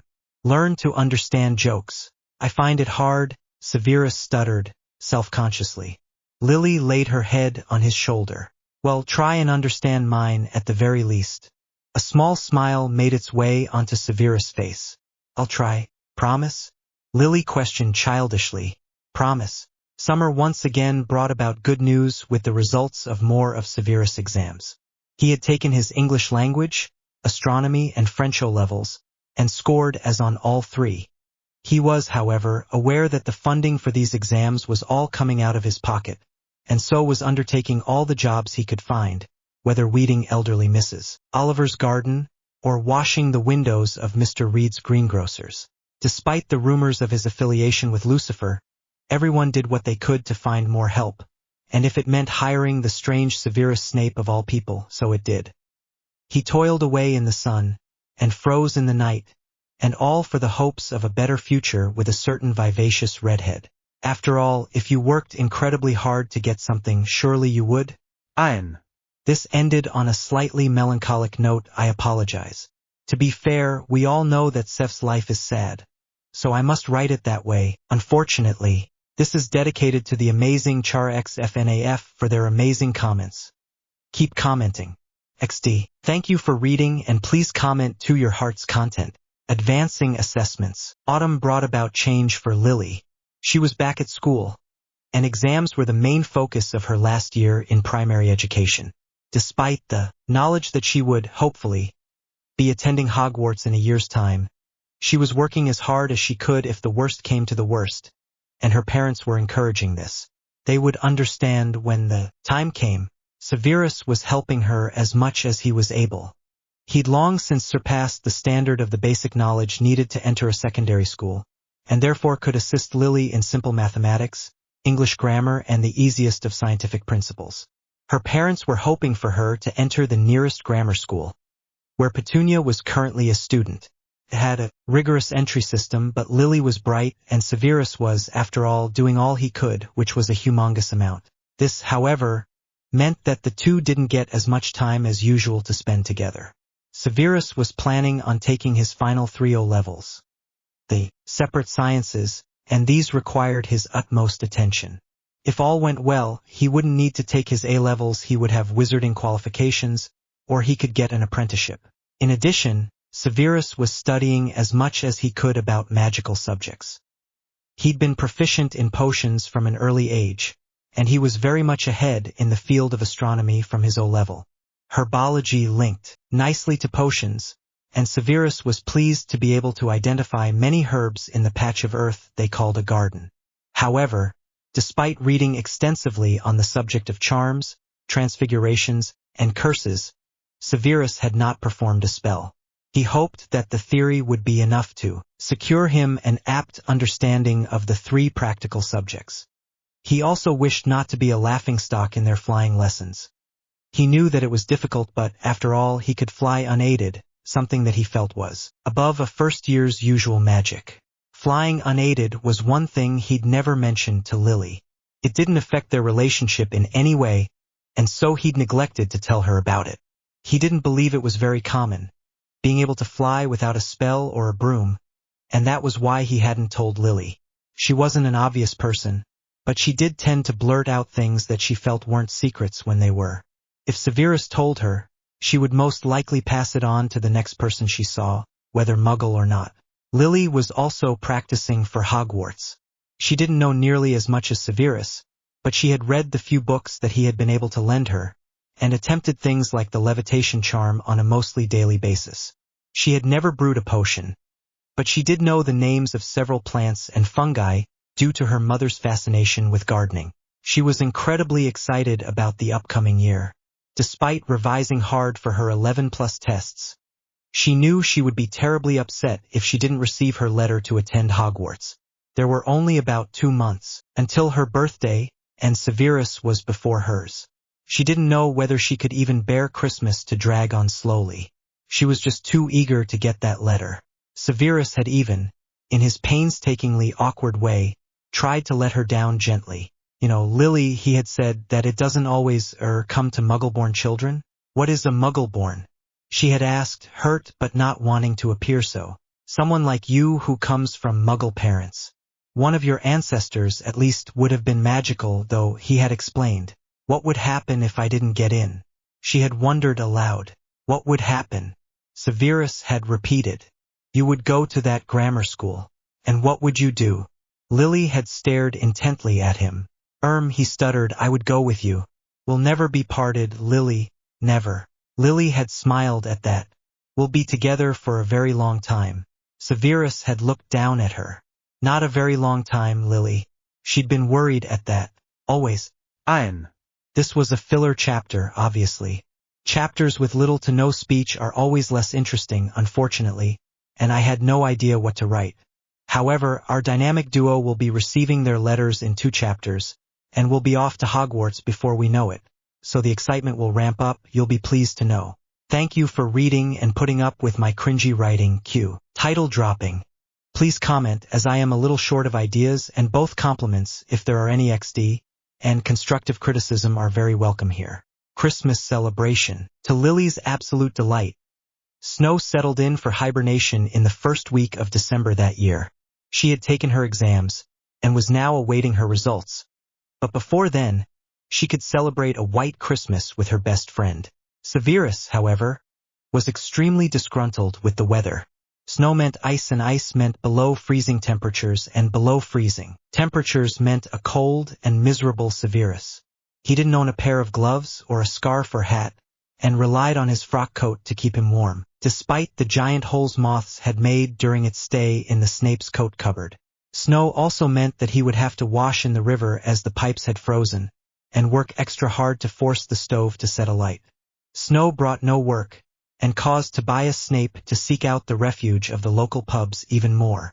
Mr. Snape Sr. drowned his sorrows, and drew out the cold with alcohol, before setting upon his wife and son. So Severus was only pleased when he received his second invitation to dine at the Evans abode. This told him that he hadn't actually failed in his table manners the previous year, or so he hoped. It hadn't been ideal to succumb to a panic attack halfway through the meal, admittedly. But Petunia, acting remarkably humanely for once, had helped him, and he was exceptionally grateful for that. Lily's home was picturesque and prismatic.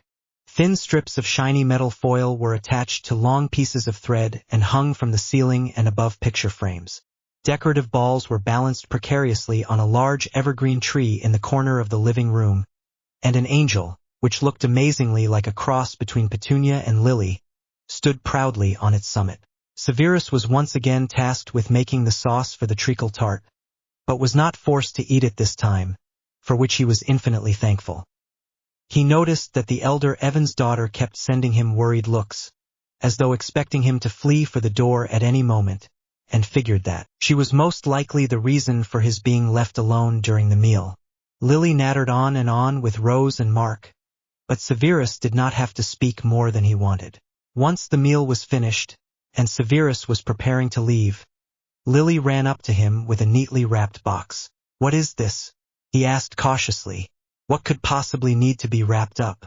Something delicate, perhaps?" Open it and find out, Lily replied excitedly.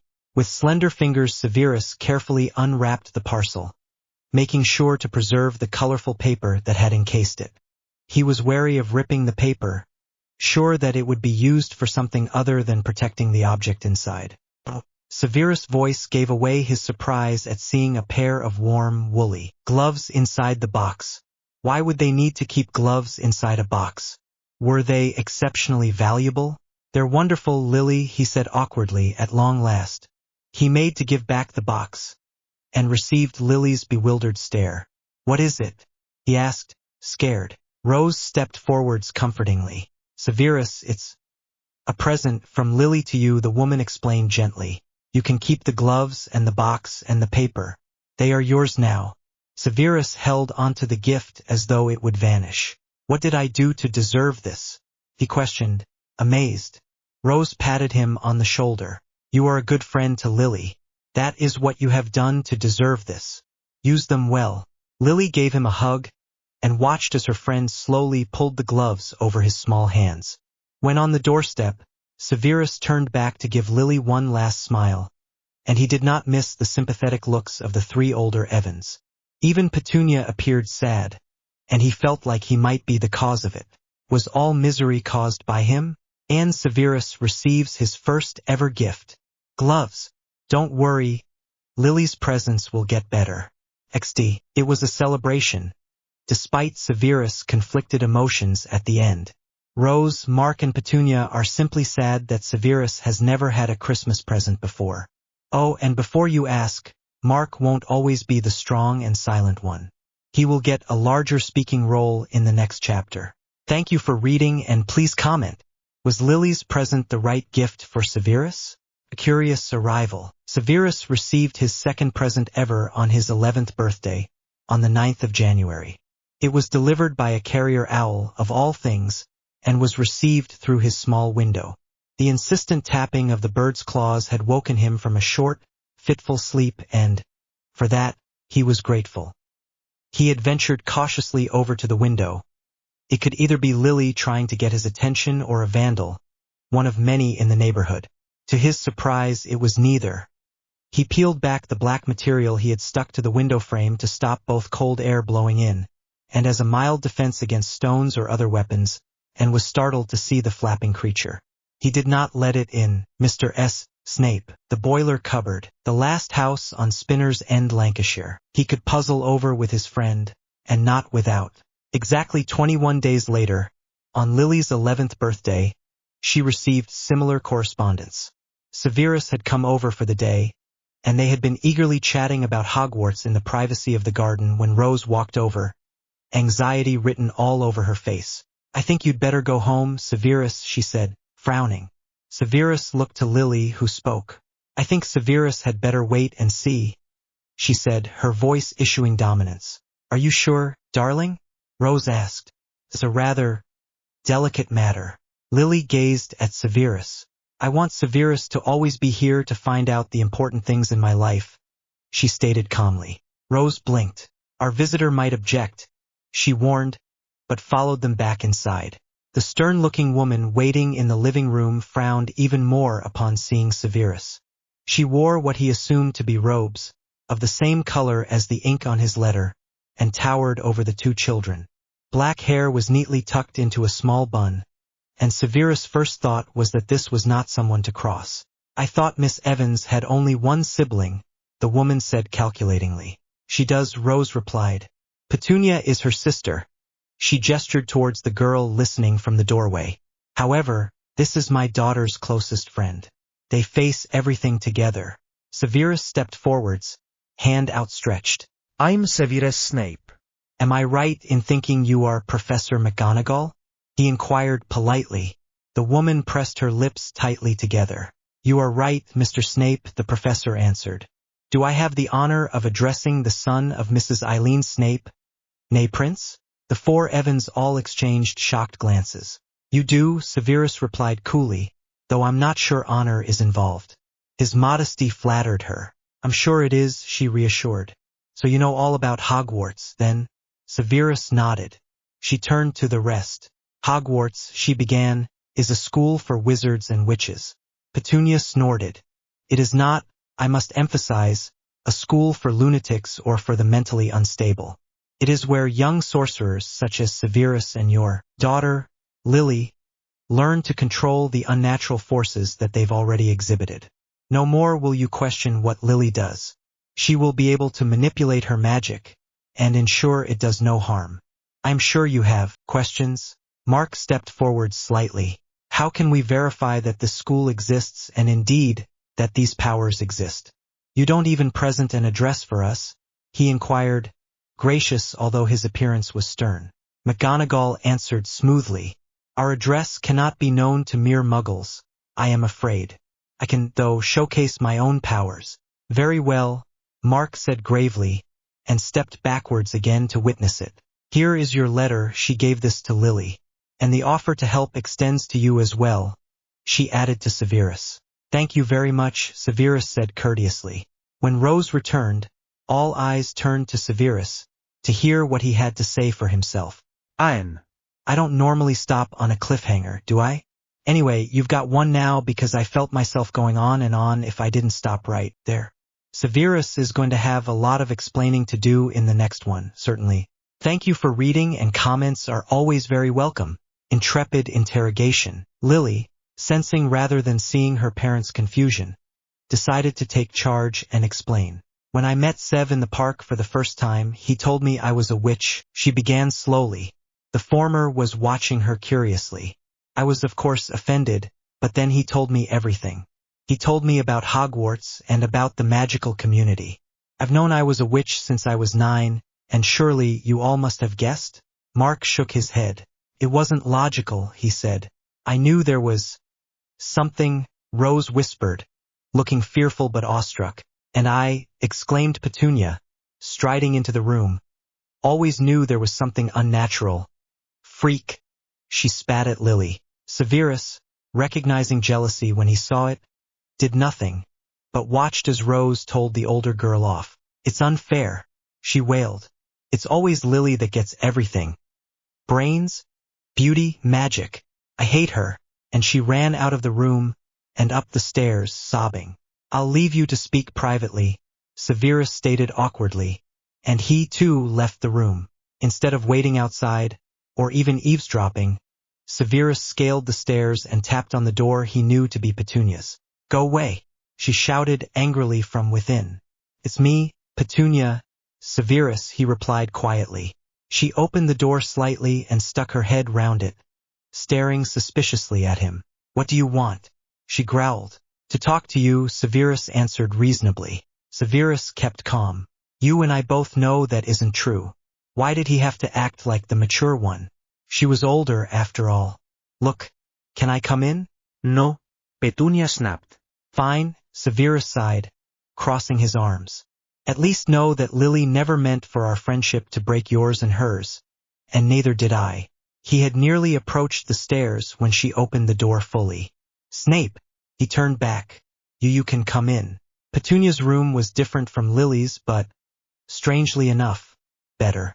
Whilst Lily's walls had been painted pink and white, Petunia's were a pale yellow, and the curtains the hue of the setting sun.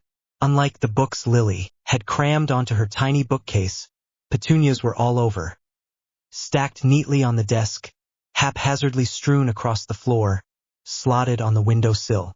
Lily had teddy bears and a telephone for use with friends she no longer really saw. Petunia had cassettes of classical music and a cassette player. Muggle things have magic. Toasters, ovens, refrigerators, television sets. I bet half the wizarding population have no clue how to use them and are awed by the magic of these contraptions. She gave a watery chuckle, and he patted her awkwardly on the shoulder. We all have our own magic, Petunia Evans. Sometimes the light goes out. His gaze turned dark. But then something will come and it'll explode in a majesty of beauty. She stood shakily. Be but never tell Snape, she said, stuttering. This must be between us. She regained her old confidence. Swear it. I want your word. He laughed. My word, Petunia, that I shall never reveal the best of you? If you insist. And he moved to return downstairs, leaving her standing in the doorway, knuckles turning the same color as the doorframe. Anne. I know I make a thing of it, but I really don't want Petunia to be depicted as the villain. Instead, I want her to simply be misunderstood by all but Severus, and for her to seem human, if only just. Her actions later will be explained. Later. Thank you for reading and please comment. Peculiar parchment. Perhaps due to the arrival of the letters, the time leading up to Hogwarts seemed comparatively shorter than the rest of the year. Due to the fact that their daughter was unbelievably excited about the prospect of going to a school she'd been hearing about for more than 2 years, and was extremely reluctant to part with her best friend, namely Severus, Rose and Mark. Evans caved in to Lily's demands and agreed for her to go to Hogwarts. Now, all they had to do was wait for Minerva McGonagall to return. During the intervening period, Severus noticed Lily's parents go through the stages of suspicion, acceptance, and, finally, the previous trust. For the first few weeks following the incident, Lily wasn't permitted to go to the park as much as usual, and Severus wasn't invited round to her house either. After a month had passed, however, the unofficial ban was lifted, and Severus was invited back to the Evans abode. He guessed that it had most likely been the protective Mr. Evans who had issued the ban, and the trusting Mrs. Evans that had it lifted. On his first visit, however, Severus discovered something strange. He hadn't really been prying, but he and Lily were out at Petunia's parents' evening, as Rose finally felt they were old enough to be left at home alone, and so Severus was taking the opportunity to explore Lily's house. He looked around both floors with interest, curious to see what a middle-class household actually looked like. He had nearly finished his investigative tour when he saw something peculiar in Petunia's room. "Lily, come here," he called. "What is it?"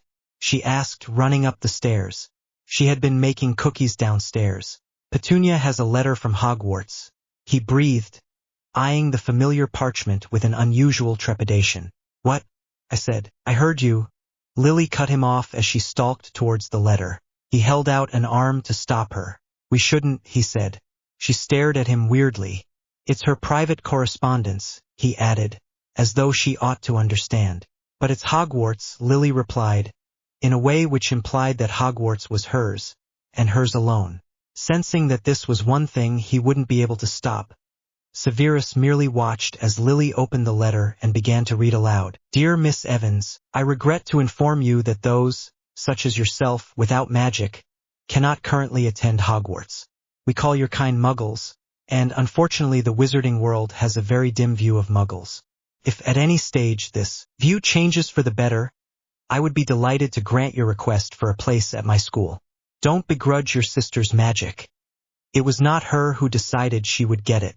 Yours sincerely, Albus Dumbledore, Order of Merlin, First Class, Grand Source, CHF, Warlock, Supreme Mugwump, International Confeed of Wizards." Asking for a place, Severus nodded. "I suspected as much." Lily turned confused eyes on him. Severus hastily explained. "Lily, Petunia's jealous of you. She always has been. But however envious she is, she also wanted to still be with you. So she wanted to attend Hogwarts so that she could both be your equal, finally, and your sister." Lily's eyes widened comically. Then suddenly, she pinched her nose. "Can I smell burning?" she questioned. A few moments later realization dawned. The cookies. They spoke simultaneously. Then came a mad rush for the stairs, and the letter was soon forgotten. And Diagon Alley is next, and then Platform 9 and March 4th. Thank you for reading and please comment.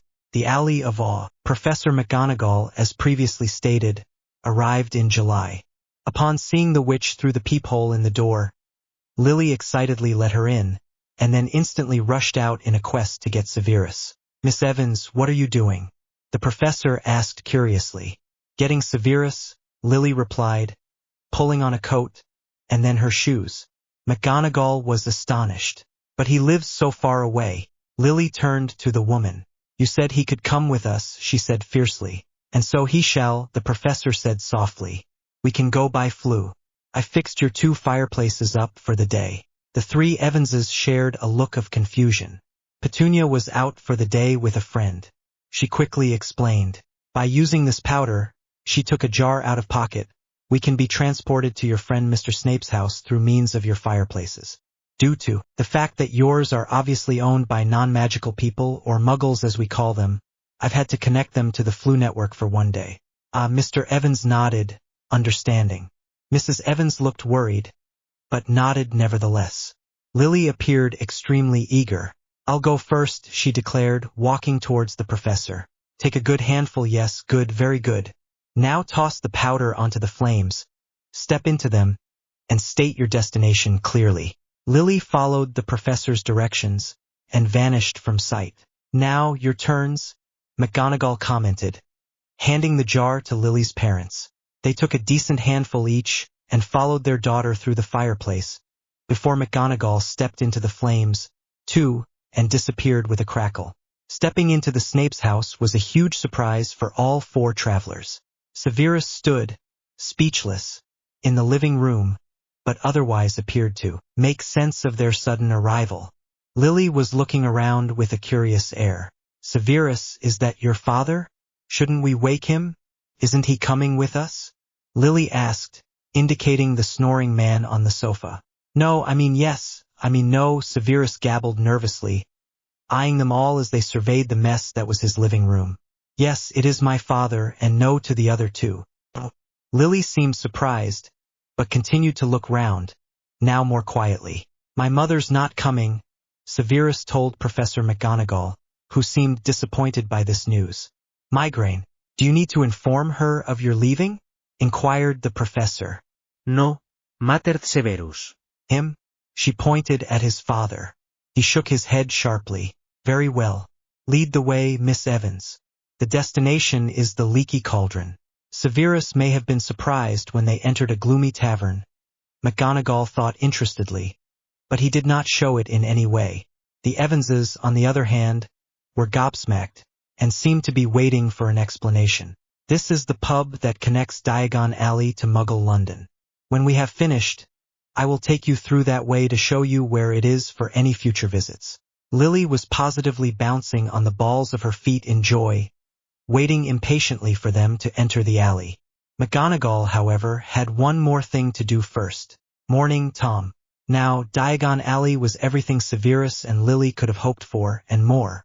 Lily, dragging Severus, ran way in front of her parents, looking round with limitless enthusiasm, and exclaiming, at the top of her voice, about the many attractions she could see.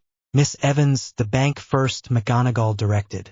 You will want to exchange your money into wizarding currency, she told Mr. Evans. The bank was fairly busy, but McGonagall, earning respect from her fellow shoppers, managed to get the Evanses to the front of the queue, and once both they and Severus had galleons, sickles and nuts clutched in their hands, they left to visit the many shops.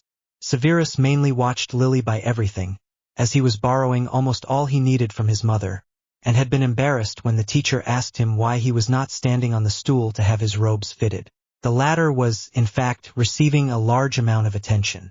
The Transfiguration professor was a feared aspect of Hogwarts life, and was forever speaking to past and present pupils as they roamed the alley. Professor McGonagall, Ollivander said quietly, as they entered his shop. Lily was the most excited about this part. 9.5 inches, fur, dragon heartstring, wasn't it? Indeed it was, Mr. Ollivander, McGonagall responded. I am here for Mr. Snape and Miss Evans. I see, was all the strange man said, his pale silver eyes roving over them all. Miss Evans, if you would go first. Lily went through about 3 wands before she found her match in a wand of 10.25 inches, made of willow. She had twirled it with irritation, annoyed that it had taken so long, and then had produced flowers from the end of it. Within seconds it was wrapped up, packaged and carefully cradled in Lily's arms. Severus was slightly frightened of the old man. I know just the one for you, Ollivander mused, scanning his shelves with shaking hands. He glanced back at Severus briefly before bending down to the floor and removing a dusty box from the bottom shelf. 9.75 inches, made of elder with a thestral hair core. Not for most. He handed it over. This wand will see death, lots of it, he added, and only Severus heard. The boy pondered, unsettled, over the wand maker's words, but decided to ease his superstition by waving the wand. He'd never felt anything stranger, more immense, more powerful, in his life. The surge of magic he felt beneath his fingertips caused him to feel pins and needles, and then the magic flowed down the wand, reaching the tip. The ensuing explosion was, there was only one word for it, amazing. A force field seemed to spread from the wand, shattering everything nearby. A vase smashed on the floor.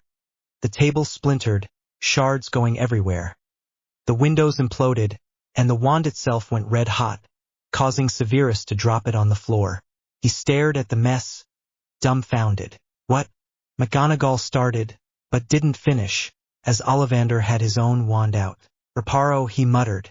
The room was instantly mended. I think you may have found yourself a brilliant find, Professor.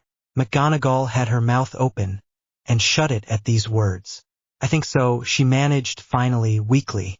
I originally thought I would have Lily waking Tobias up, but decided against it. That will happen in a future chapter.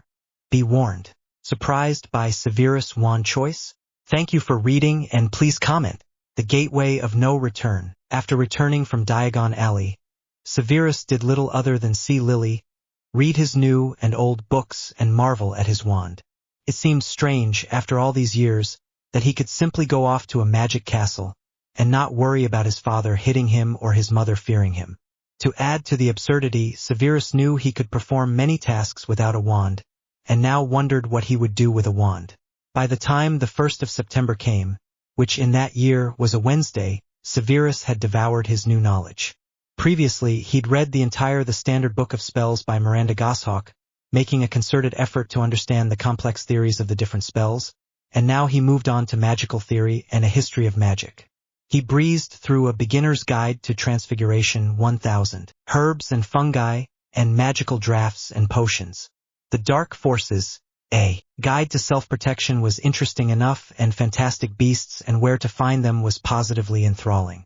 Lily, meanwhile, had tried hard to get a grasp of all the complicated terms and decided that she liked the sound of transfiguration, herbology, and charms. Defense against the dark arts seemed threatening, suggesting there was lots of dark magic to fight against, and implied the need for defense, which she did not find comforting in the slightest. Potions didn't seem too bad, only potentially dull, and that was her opinion of history of magic, too. And so it happened that Severus found himself in the Evanses' car, traveling leisurely down to King's Cross Station with Lily and her entire family. The journey was reasonably uneventful, with the highlight being when Severus plucked up the courage to tuck the wayward strand of the sleeping Lily's hair behind her ear, and earned the glare of Petunia, the doubtful look of Mark, and the beaming smile of Rose. Severus couldn't blame Lily for being asleep. Really?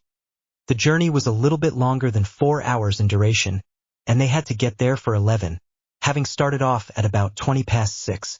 That was early, even for Severus, and so he did find himself yawning occasionally, almost as much as Petunia glanced in the wing mirror to see if her toilette had smudged. Whether she was hoping to impress the Muggles in King's Cross, or the wizards on Platform 9 and Marchforth, Severus didn't know. The latter would be ironic, but he decided to settle on the assumption that the older girl was doing it just to up her own self-esteem, which was fairly low, as he had found out from their chat on the day of Professor McGonagall's first visit. Finally they reached London, and upon entering the station, Lily took her parents through the wall first, shortly followed by Severus and an irked Petunia. Neither he nor she could suppress their gaps of awe, however, when they saw the gleaming red train and the smoke. A wrought iron archway stood where the ticket box had been, bearing the words Platform 9 3/4, and a sign overhead said, Hogwarts Express, 11 o'clock, but that couldn't describe the sight. Wizards and witches in a colossal variety of prismatic robes and pointed hats crowded the platform, and their excited and terrified children chattered in high-pitched voices to whoever would listen. Some struggled with trunks, often fathers competing in a vain attempt not to break a sweat as they lifted their offspring's luggage and tried to pretend that theirs had been lighter when they'd been young. You didn't think you'd get away without saying goodbye, did you? Mark asked, raising an eyebrow.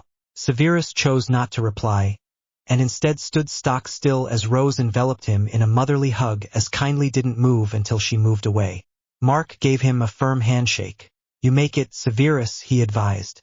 Don't break it, and keep my daughter safe. I will, sir, Severus promised. At least that was one he could to do his utmost to keep. Lily had moved on to Petunia. I'll miss you, Toonie, she stated, standing before her sister. I won't miss you, the older replied shortly. Lily stared at her, anguished. I'm sorry, Toonie. I'm sorry. Listen, she caught Petunia's hand and held onto it tightly, despite the girl trying to pull away. Maybe once I'm there, no, listen, Toonie. Maybe once I'm there, I'll be able to go to Professor Dumbledore and persuade him to change his mind. I don't want to go, Petunia exclaimed, yanking her hand out of Lily's grasp. You think I want to go to some stupid castle and learn to be you think I want to be a freak? Lily's eyes filled with tears, and Severus considered stepping in. But this was Lily's battle.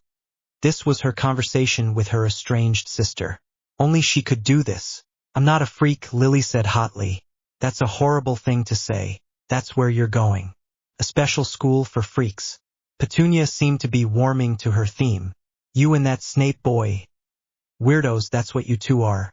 It's good you're being separated from normal people. It's for our safety. Severus privately thought that Petunia had a valid point, but of course he would never tell Lily that. Lily looked briefly at her parents, who were enjoying the setting, and when she spoke again, her voice was low and fierce. You didn't think it was such a freak school when you wrote to the headmaster and begged him to take you. Petunia turned scarlet. Beg? I didn't beg. I saw his reply.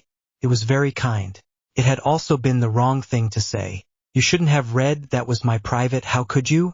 Whispered Petunia. Lily glanced sideways at Severus.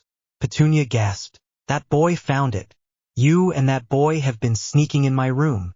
Lily, having made her stupid mistake, was now on the defensive. No, not sneaking. Severus saw the envelope, and he couldn't believe a Muggle could have contacted Hogwarts. That's all. He says there must be wizards working undercover in the postal service who take care of. Apparently wizards poke their noses in everywhere. Petunia exclaimed, now very pale. Freak. She spat and flounced back to her parents. Lily cast one look at her triumphant sister, and ran onto the train to hide, bursting into tears as she went. The red train of wonders. Severus did not immediately try to follow Lily. Despite knowing very little about over-emotional girls, he did know that interrupting Lily in such a private moment as her crying could be detrimental to their relationship.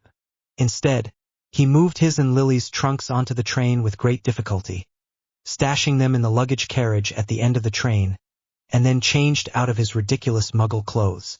Having succeeded in this without being seen, and having attempted to finger-comb his hair into some level of neatness, he left to find Lily at long last. Luckily for him, Severus did not need to search many compartments before he found his friend in one with a bunch of rowdy boys their age, nose pressed against the window pane. Taking a deep breath, he slid open the door and went to sit opposite Lily. She gazed at him briefly, before returning her interest to the window and the view beyond, no doubt wanting to hide her red-rimmed eyes from view. I don't want to talk to you, she spoke first, in a constricted voice. Why not? He asked reasonably. He hadn't done anything much. Tu n'es à châtez-me. Because we saw that letter from Dumbledore. So what? He questioned amicably. She threw him a dirty quick, which he received with mild surprise. So she's my sister. She's only a... Severus was fortunate that Lily had reverted her attention to wiping her eyes on her sleeve, and didn't notice his slip-up. But we're going, he exclaimed, unable to suppress his exhilaration. This is it. We're off to Hogwarts. She nodded, cheering up slightly as she half-smiled and wiped her eyes. You'd better be in Slytherin, said Severus, encouraged by her renewed enthusiasm. His choice was between Ravenclaw and Slytherin. He really wanted Ravenclaw because there would be like-minded, studious people there, but he had reluctantly accepted that Slytherin might be his place for secrecy and ambition. Slytherin? One of the distinctly well-cared-for boys sharing their compartment looked round at mention of the house, giving his input when none was required. Who wants to be in Slytherin? The boy questioned again. I think I'd leave, wouldn't you? He directed this at the boy opposite him, who was marginally better looking than the first, but otherwise looked pretty similar. My whole family have been in Slytherin, the second boy replied. Blimey. And I thought you seemed all right. Severus inwardly snorted. Why wouldn't he be all right? The handsomer boy grinned. Maybe I'll break the tradition. Where are you heading if you've got the choice? Gryffindor. Where dwell the brave at heart. Like my dad. Severus made a disparaging noise, thinking of his own father. Got a problem with that? No, sneered Severus, annoyed at their idiocy. He hadn't been mocking the stupid house, no matter whether morons like Crazy Hair and Slytherin family would be in it. If you'd rather be brawny than brainy, where are you hoping to go, seeing as you're neither? Slytherin family mocked. Severus glared at them as Crazy Hair roared with laughter. He'd been stating a fact, not creating a dispute. Lily sat up straighter, slightly flushed, and looked from the one boy to the other with immense dislike. Come on, Severus, let's find another compartment, said Lily, taking charge. Oh, the two boys imitated Lily's voice, and then the first tried to trip Severus as he passed. Unsuccessfully, obviously, with Severus stepping gracefully over the outstretched limb. See ya, Snavellis. Everywhere's full, Lily pointed out, disgruntled. We could sit in the baggage area, Severus suggested. Ooh, what happened to my trunk? I left it on the platform. Don't worry, Lily, I got it. It's there. It's on the train, Severus reassured hastily. Oh, thank you, Sev, Lily exclaimed, giving a sigh of relief when she saw the L.R.E. on the side of her trunk, and sitting down on top of it.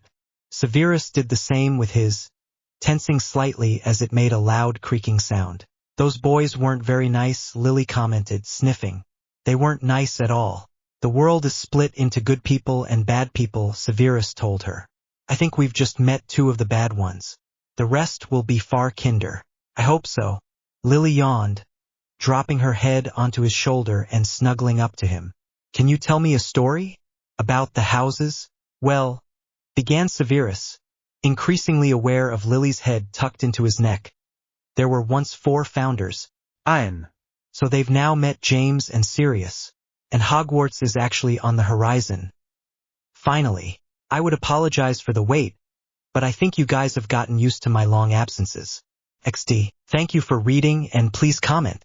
The Wallow in the Waters. It was getting late when the Hogwarts Express finally pulled into Hogsmeade Station. Lily had fallen asleep on Severus shortly after, consuming 7 cauldron cakes, and only awoke when Severus moved slightly in an attempt to see out of the window as they passed through the Scottish border. He had been kept awake by Lily's soft snoring and the rumble of his stomach.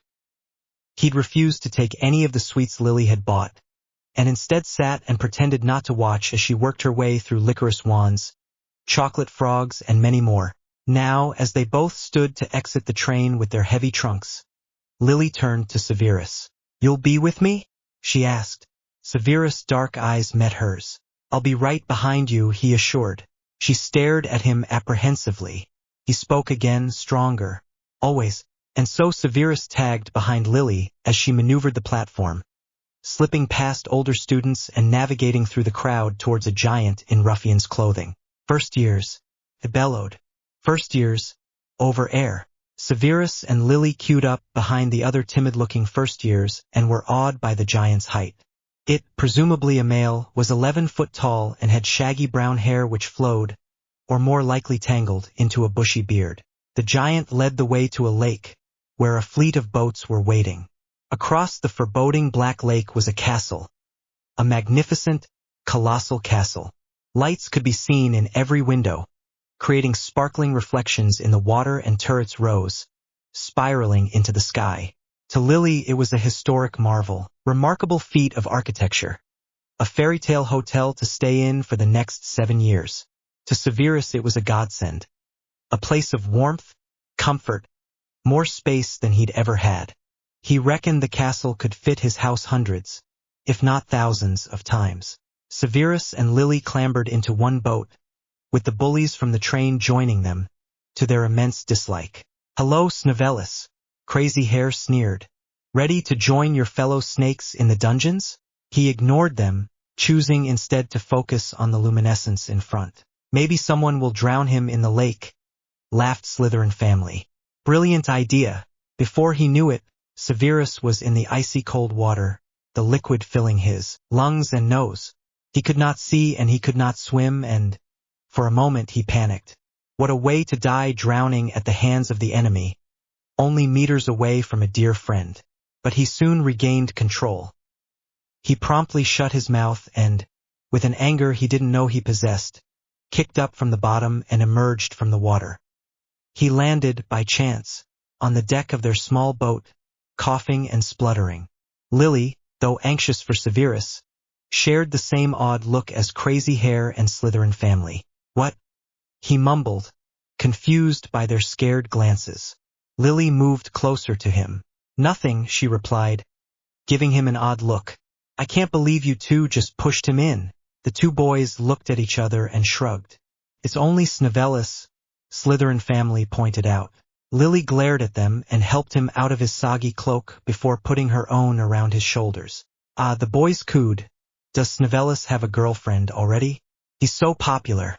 Furious, he gritted his teeth and made a small circular motion with his hand.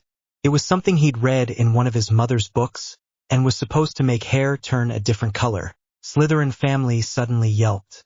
"Potter, your hair. What is it?" Potter asked, horrified. His hair was his most precious possession. "It's turning green. So is yours." "Black." "What?" Black got up precariously to check his hair in the reflection of the water. "Stop it, you're gonna tip us all in," Lily exclaimed. "Use some sense." "Enough mischief over there," the giant bellowed. Begrudgingly, Black sat back down but glowered at Severus. "This is your doing," he accused. "Do you really want another dunk in the lake?" "None of us is ending up in the lake," Lily said, suddenly angry. "Severus and I didn't do anything to your precious hair. It must have been one of you. Perhaps you can't control your magic." There was a sudden guffaw.